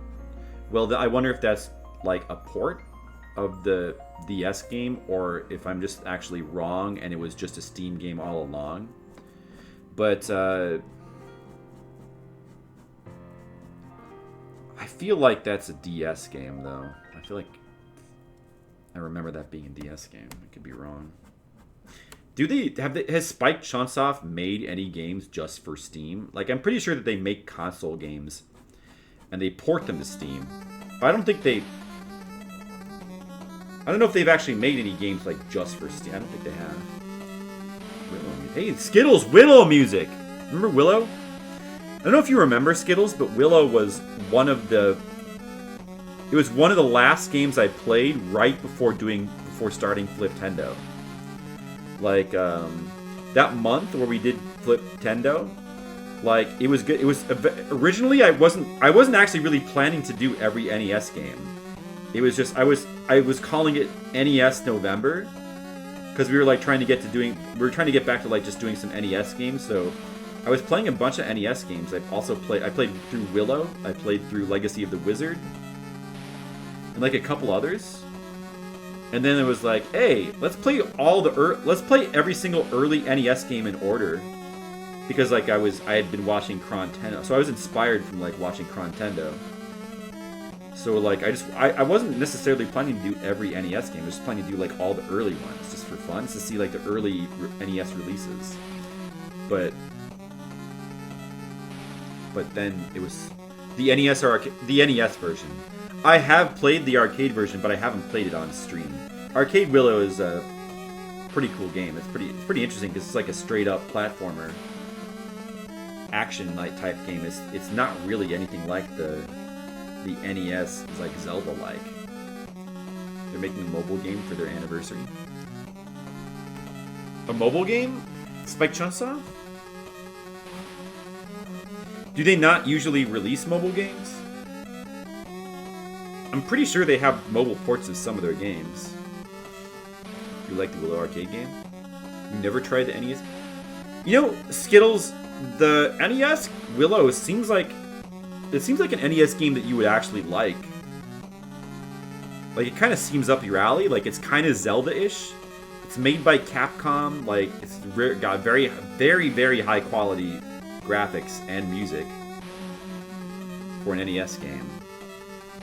It's Zelda-like. It's almost a little bit Link to the Past-ish.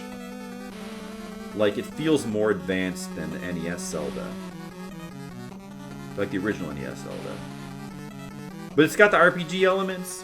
It's like, it's not really too hard. Like, it does have some stuff that...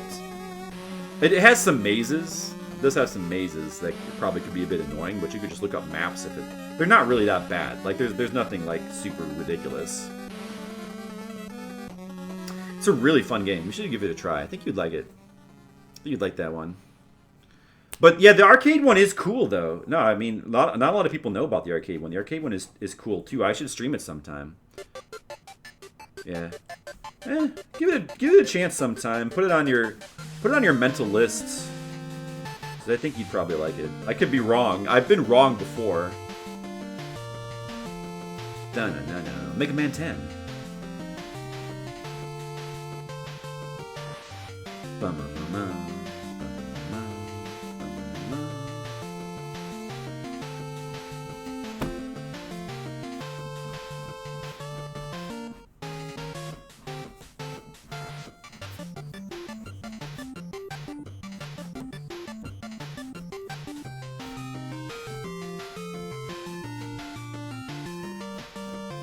Yeah, but it's interesting, though, that was, like, one of the last games I played, one of the last NES games I played before doing Fliptendo.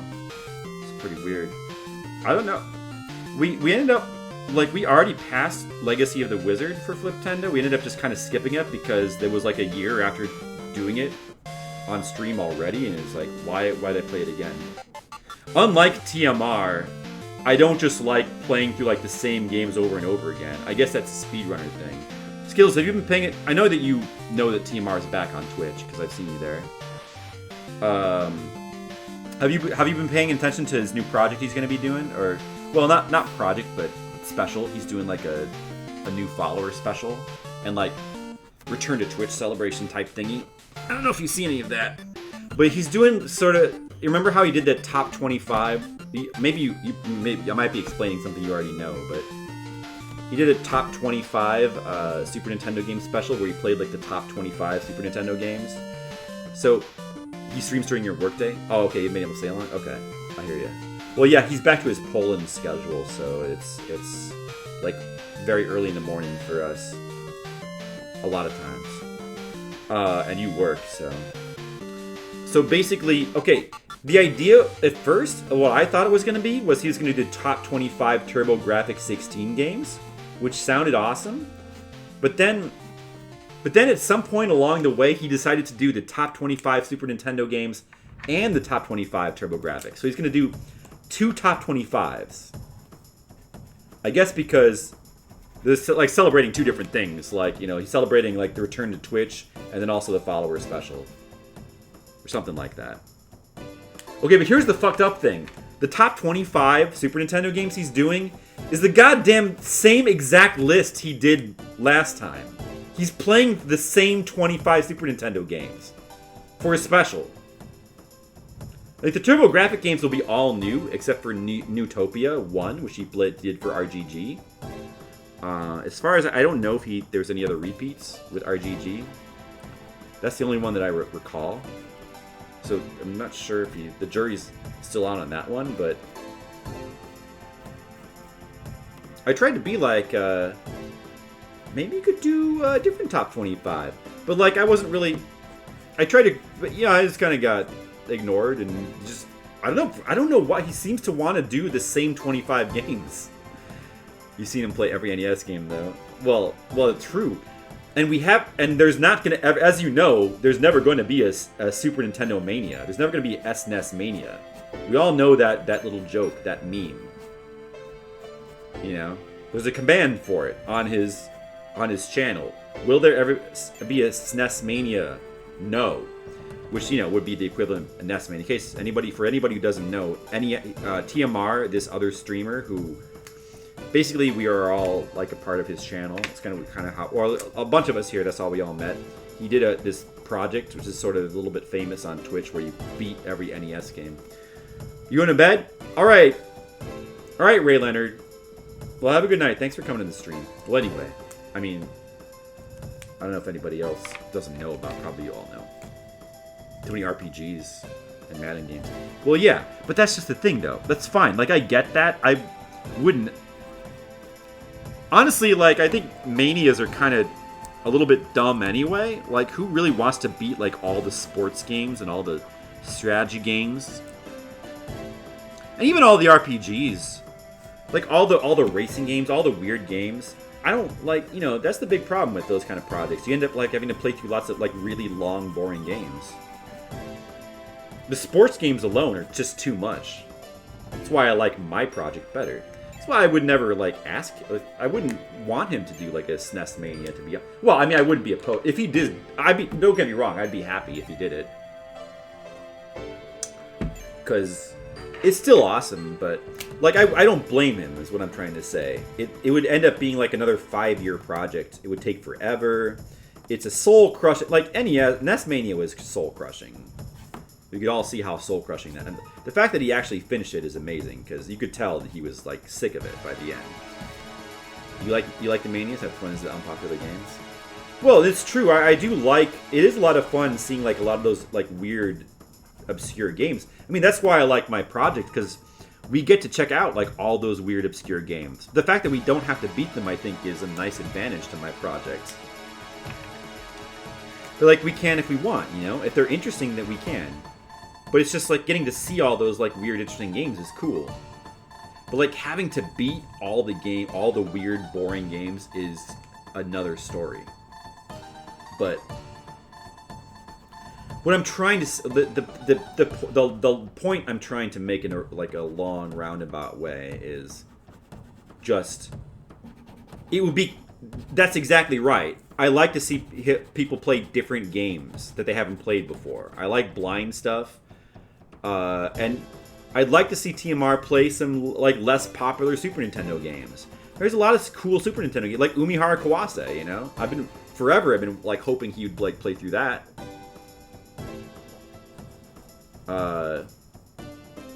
You know, this is why it's like, you know, playing the same 25 games that he played last time. It sucks, dude. It sucks, man. Like, there's so many other, like, there's just other Super Nintendo games that he hasn't played before. From your favorite NES moments from the weird ass terrible games? No, well, I mean that's true. Nah, yeah, I mean that's fair. It's a fair point. Yeah, I mean, that's true. No, I mean, don't get me wrong if he did. But, I mean, I'm just saying that, I'm saying number one, I'm saying for me, I wouldn't want to do that. Like, that's too much. That's crazy.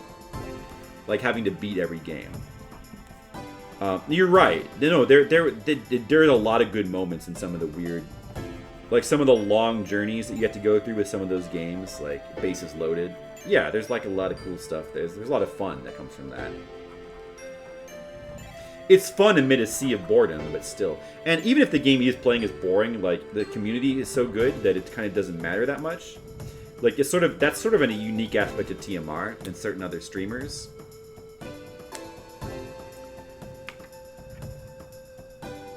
Yeah. No, I mean, you're right. No, you make a valid point, but number one, I wouldn't want to do it.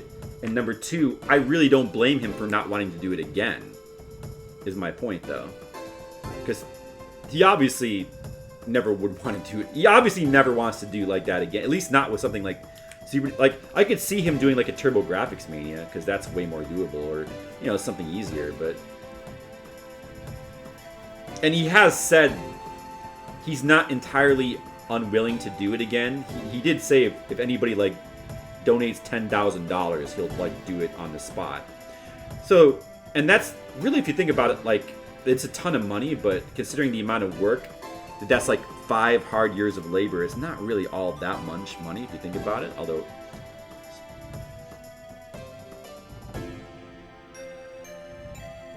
Right. I mean, don't get me wrong, it was an amazing project, and, you know, I'm glad that I got to watch it. For sure. Loved watching it. You know, and I'd be really happy if you were to start doing a Super Nintendo SNES Mania, even though I know that would create immense suffering. And it's not just, I'm not talking about necessarily the suffering of like having to play really bad games. Like that's one thing. It's just the enormity of the project, you know. Even the good games, like it's the commitment. See, the really soul crushing part about it, I think, is just the commitment. Because once you commit to it, like I'm gonna do a Mania, I'm gonna beat every game. Then you either have to do it or you have to give up and your project's a failure, right? At least with my project, if I like to stop doing it, it won't really be a failure because we'll still have like learned about a bunch of games and we can always like still play more games. Like the project is just it's a different sort of project, so it can't really fail in that way. It's not. It just doesn't. You don't. And I can also like if I feel like my project is taking too long, I can always speed it up by just choosing to beat less games. So it has flexibility. You know, it's a project that can easily be sped up if I feel like it. I just haven't felt the need to do that yet, for the most part. Maybe a little bit. Because earlier, like, if not, I might have thought about, like, maybe playing through Famicom Wars. Look, any ideas? You'll finish Nintendo and I'll make you. I know, I still intend to finish it. Like, I think I can. As I said, see, it's different from NES Mania. It's a different project because it's flexible. Like, I could choose to not finish it, or instead of not, I could also just choose to beat less games. Like, it's a project that could be sped up. You can't speed up NES Mania. Well, you kind of can. I remember there was a point where TMR was like when he first started, remember how when he first started NES Mania, he insisted he was going to do every game blind? And he would not take hints? And then gradually, his willpower against taking hints sort of broke down. And there was a point where he was like he was getting so sick of it that he was just like, all right, all hints are allowed. Give me the quickest, easiest, cheapest speedrunning strats to beat, like, to just tear the games apart. I want to beat them fast. Like, you remember that? And then, like, towards the end, he started to kind of, like people, like, kind of didn't like that, so he kind of mellowed out on that a little bit, but, like, do you remember that the phases that NES Mania went through? The various phases, like, the early phases. He's determined to play every game blind. The phase of his willpower gradually breaking down as he, like, you know, plays more and more games that are just impossible to beat blind. The phase where he's just like given up entirely on like blind playthroughs and he's just like, I don't care. Let me just want to beat the games as fast as possible. So many different so many twists and turns on the NES Mania road.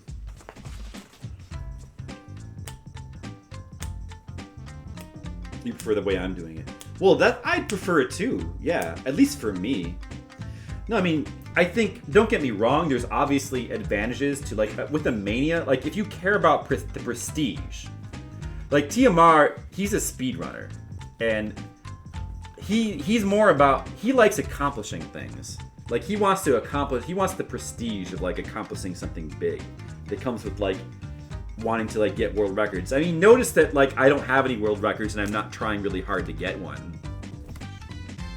I'm just, like, a different sort of, I'm more about, I mean, I like challenges. I like hard games. And I like, you know, doing stuff like beating Rad Racer without the codes and beating Mike Tyson's Punch-Out, stuff like that. That's fun once in a while, you know?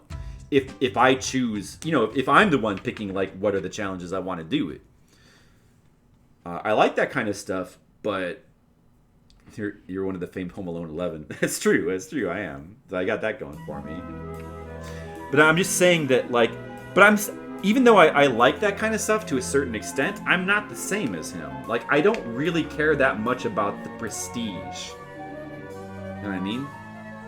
Like, I don't care. It's cool. I certainly would enjoy being, like, a world runner, like a world record holder of a game that's not Home Alone, that, like, a million people can have a world record in. I would enjoy that. in theory. But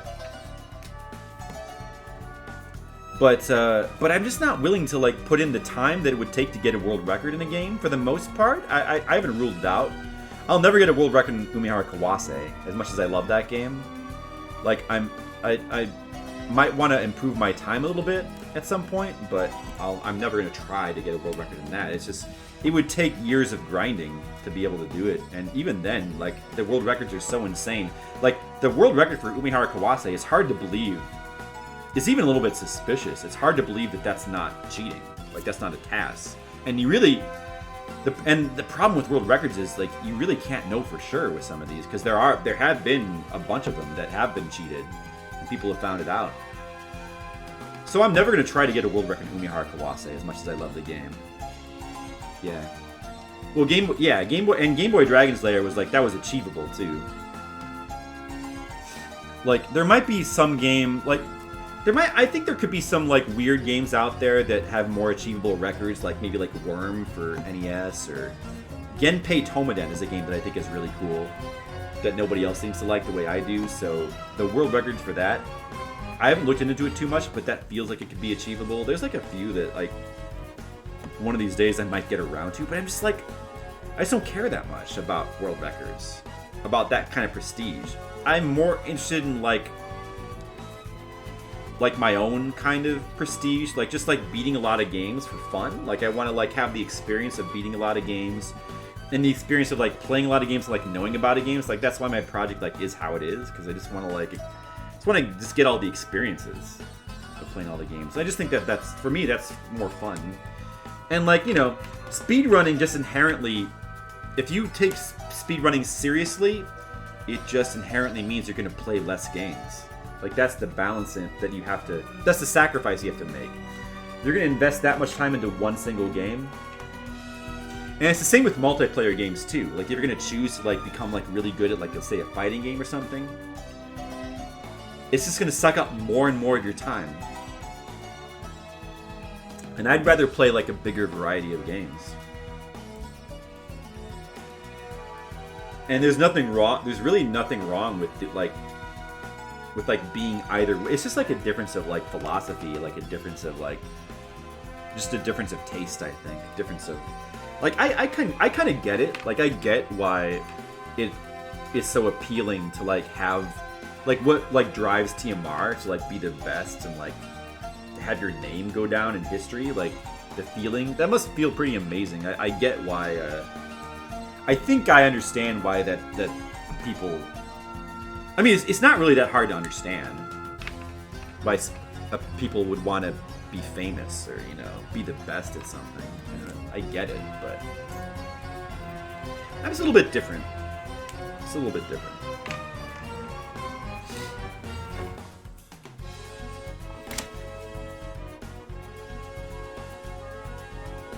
Alright, I decided to shade this bottom panel a bunch. Actually, I don't know, man. It might look even cooler if I like did some like cross-hatching over it, like this one kind of that would look cool. Oh shit, maybe I could do that digitally. Oh, fuck, I spilled my pencils.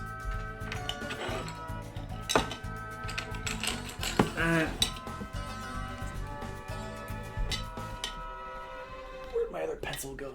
Oh well. I think I'm just gonna do it. Gonna cross-hatch this. I'm gonna cross-hatch this panel as well because it will look good. Let's see.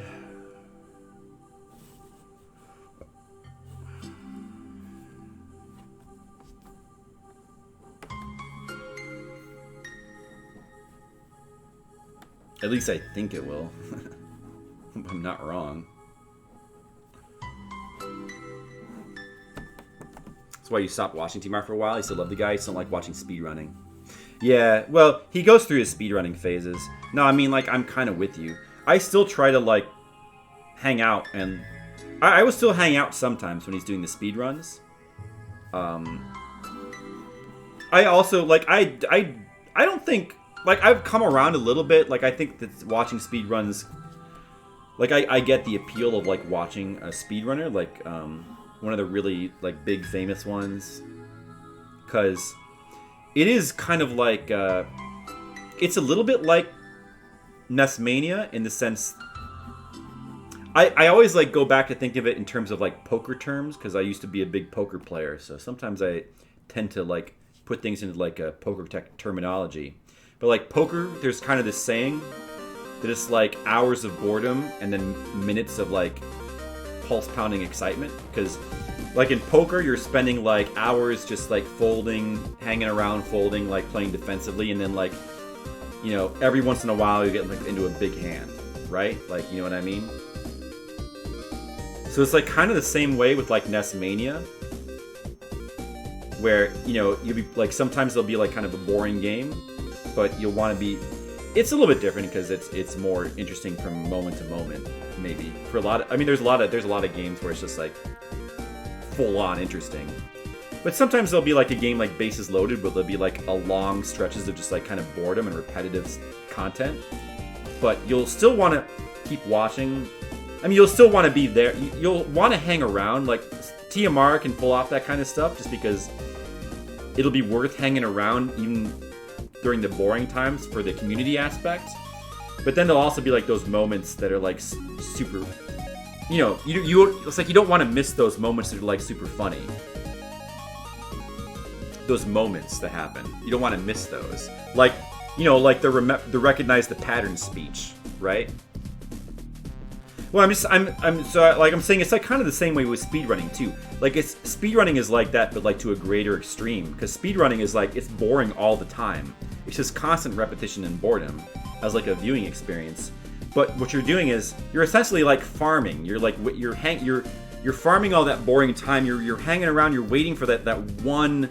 It's all for that one moment where like, oh, he's on the world record pace, and then it's like everyone gets serious, right? Like, I get it. Like, that's the appeal of watching speedrunners. Like, high-class speedrunners. Like, for those moments. Like, it's boring most of the time, but you want to... But if you could, like, be there for, like, a world record run, that makes it all worth it, right? In theory. But... You like watching a new speedrun you've never seen, but you can't watch the monthly same one to improve a couple tenths a second. Well, yeah, but that's just it, though. I mean, that's the other side of it, which is that... It's a lot. You get to sit through like if you're just talking about in terms of content, it's a huge slog. And for some people it's just not worth it because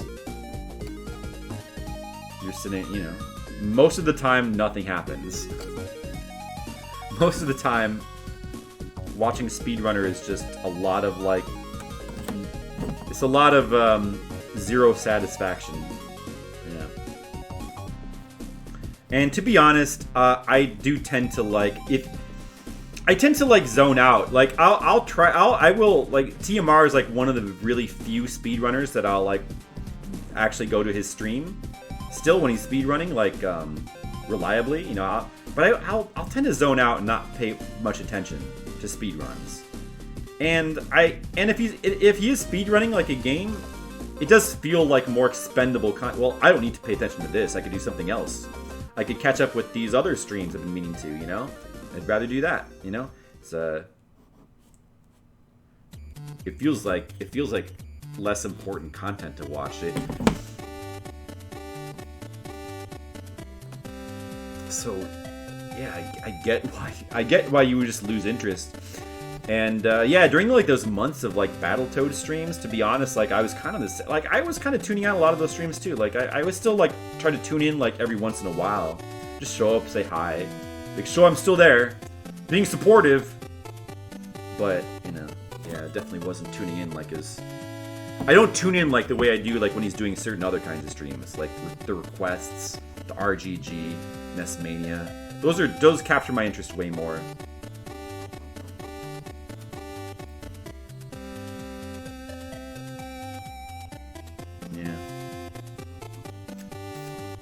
So I see both sides of that, but yeah, I guess I mean, to be honest, I don't really, other than TMR, I guess I don't really watch speedrunners. I'm trying to think, what was the last speedrunner that I watched?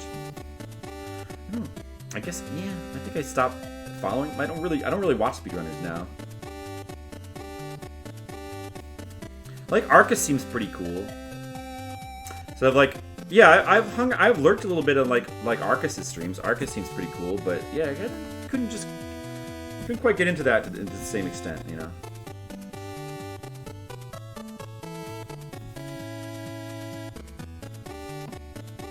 Hey Skittles, didn't you used to like be a regular? I thought you used to be like a regular Arcus watcher or something. Different vibe. Yeah. That's true. Way more chill, relaxed, laid back.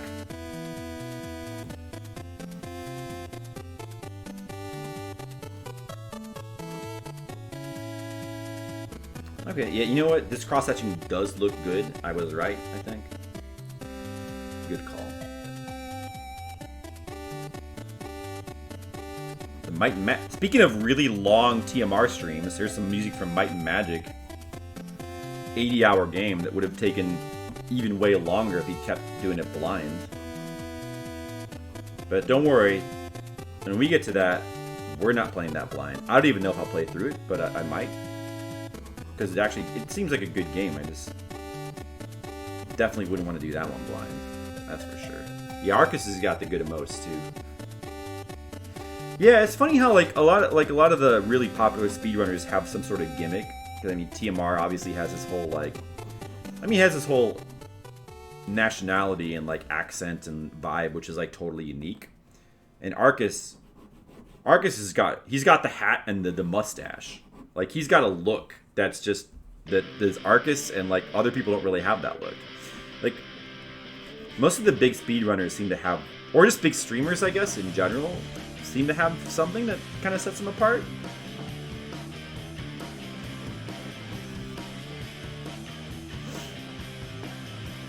Or at least some of them do. I guess some of them, all they really need is just like a high level of skill.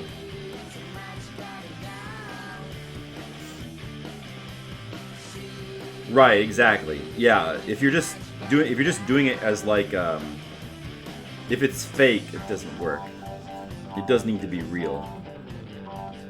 Well, you'd say that, but that doesn't explain how like super fake personalities, like, you know, like the YouTubers like PewDiePie and people like that who seem super fake, that doesn't explain how they have tons of viewers. I guess if your viewership is like really young kids, then it doesn't matter as much, the fakeness. Maybe older viewers appreciate reality more.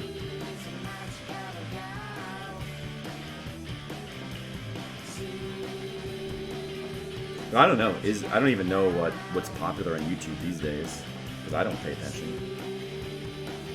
She's a magical girl. People like us who aren't 15. Yeah, well, exactly.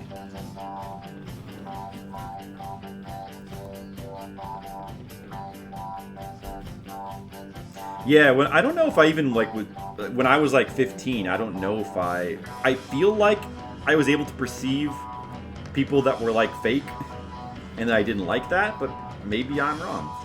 I don't know, honestly. I mean, when I was like 15, what was I watching? We didn't have YouTube. We were watching stuff like, I don't even know. What was I watching at 15? I don't remember.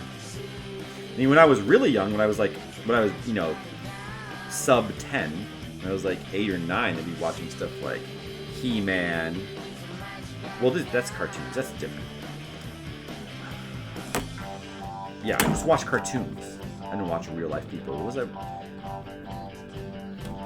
Sitcoms. I watch sitcoms. Okay, and that stuff's obviously fake, so there you go. Alright, let me just turn the light off. Yeah, I think that looks pretty cool with the cross-hatching. Maybe I could, like, cut it back a little bit here, and it might look better visually, or maybe it looks fine the way it is, but I think it looks pretty cool.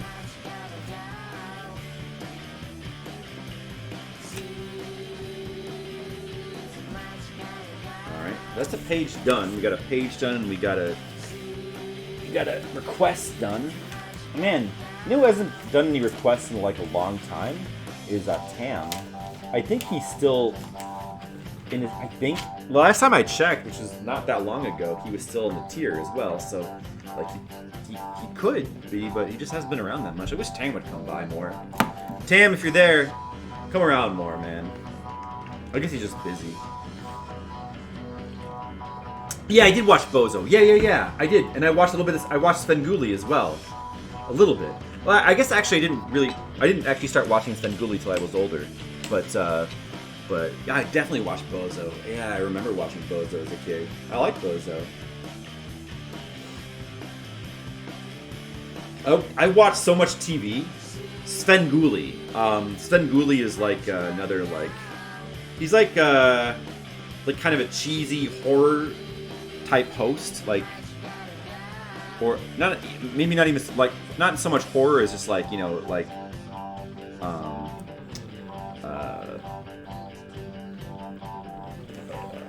sci-fi horror, like B-movie type stuff. Yeah, just B-movie type stuff. Like a TV host. He wore like makeup and a creepy hat. Svengoolie. He's also like he's probably as like, yeah, he's local, but he's probably as well known as Bozo, I would guess. Yeah, I watched a lot of TV. As a kid, I watched a lot of TV. See, now kids watch YouTube. But as a kid, it was all, from when I was a kid, it was all about watching. I still remember, like, combing through the TV guide looking for cartoons to watch. Alright. Here's once again, here's the Maria sketch we did for Brigand. I thought that turned out pretty good. Oh, check this out. Do you see this? Look at this. For anybody who's like still awake and like paying attention, which I might just be Skittles right now. You see this? Notice the difference? That's right. We got a new coffee table. I guess you don't really, it probably doesn't mean much because you would never actually see the coffee table on my stream, but there used to be like this. Well, the coffee table that we had before was just, it was an old one that was downstairs that I just sort of adapted to be my fingers. Dude, check out my fingers. Check out my hands. Pretty cool, huh? You notice the difference? That's right. They've gotten older. These are the hands of a 42-year-old. They used to be the hands of a long time ago, 37 or 36-year-old, maybe when I started streaming. But look, there's more wrinkles now, maybe. I don't know. Its ability to hold up coffee is improved. It's nice. It actually like extends out, but I wouldn't want to do that when I have the camera arm attached to it because it might just fall down and break. But it actually extends up for drawing, which is nice. It actually would be good for our streams, but I didn't set it up that way this time. It's like it's like a nice coffee table. I bought a new one. The old one, it was like wooden. Well, I mean, you might have remembered that like beneath it was like a wooden surface here during our streams. You might have noticed. Now it's like a nice black one. It matches the. Dude, I guess I could show you. Hold on. I guess I could just show you. Hold on a second. What the coffee table looks like. Because we're kind of just about done with the stream anyway. It's like 12:30. I'm gonna stop in a second. Not really time to start on another page. And I gotta move this back anyway. All right. Well, don't worry about that. It's fine. Coffee table height. Okay, so here. Let me find a better position. Let's see here.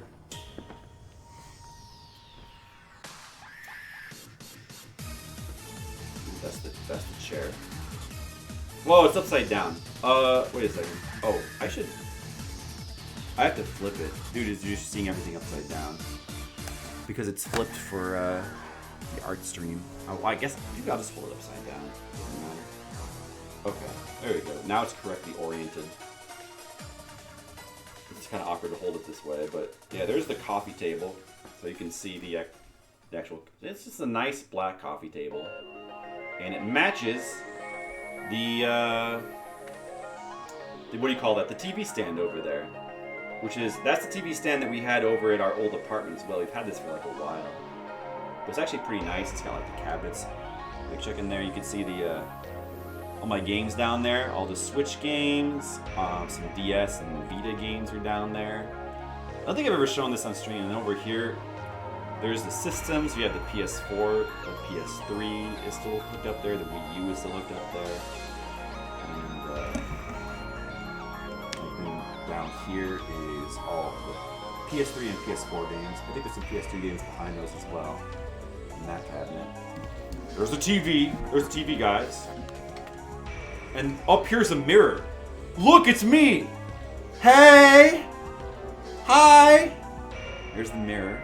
That mirror was there. That's been in the wall. It seems really old. It was there when we moved in. There's my TV and the second monitor. It's a computer monitor and the actual TV, which I use as my computer screen. There's Grandma's curio. That was there when we moved in.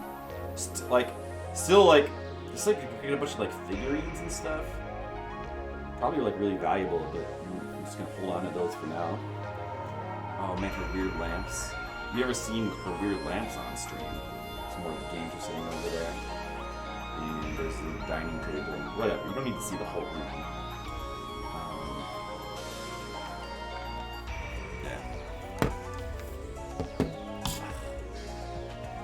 So that's it. So it's nice because this coffee table matches the TV stand and it all looks nice. Oh, it doesn't match the old lamp tables though, but the old ones that Grandma had. Did you get to catch all that, Mr. Lee? I hope you were paying attention. I hope you were actively lurking and not passively lurking, because we just showed off. We finally, after all this time, showed off. You missed most of it. Oh, God. All right, gotta do it again for subscriber 1A/B. All right. Real quick. I showed off. You'll check the VOD. Okay, you'll check the VOD. It's fine. You'll check the VOD. I just basically showed off like what the space around what the space around here looks like. Because this is a new coffee table right here. It's got a new coffee table. It matches the TV case. I just showed what the TV case looks like. Look, it's me. Oh yeah. There you go. Exactly. That's all you need to check out. And up here's a mirror. Look, it's me. Hey. Hi. And up here's a mirror. Look, it's me. Yeah. Hey. Hi. And up here's a mirror. Look, it's me. Hey. Hi. Yeah, I'm like holding the camera stand like upside down because it's flipped. Because it has to be flipped to be able to see the art right side up on stream, so it looks ridiculous. Yeah. Hi guys. Yeah, so I just I just realized I've never showed off what the area around the TV looks like before, because we had this like really nice TV stand like where all the games are like located and stuff. I just thought I'd show that real quick. Since we got the new coffee table, they match now, so it's nice. Anyway, like I'm gonna stop streaming, probably right now, because it's like 12:30 and we finished a page and I don't really feel like starting on another one. Let's go to this stream. Let's go to this one. Well, thanks for watching, guys. Let me see. I might want to do a raid of somebody. Let's see if there's somebody we can raid. Oh man, some choices. I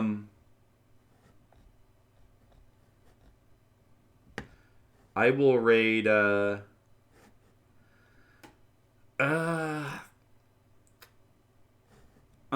gotta raid Sharpie, I guess. Gotta raid Sharpie. Be pretty weird to raid the Game Center CX channel. Alright, well, thanks for watching, guys. I will most likely be back tomorrow to do more. Either Zanky Zero or Fliptendo, haven't decided. But you'll find out. So, I'll see you guys there. Thanks for watching. And have a good night.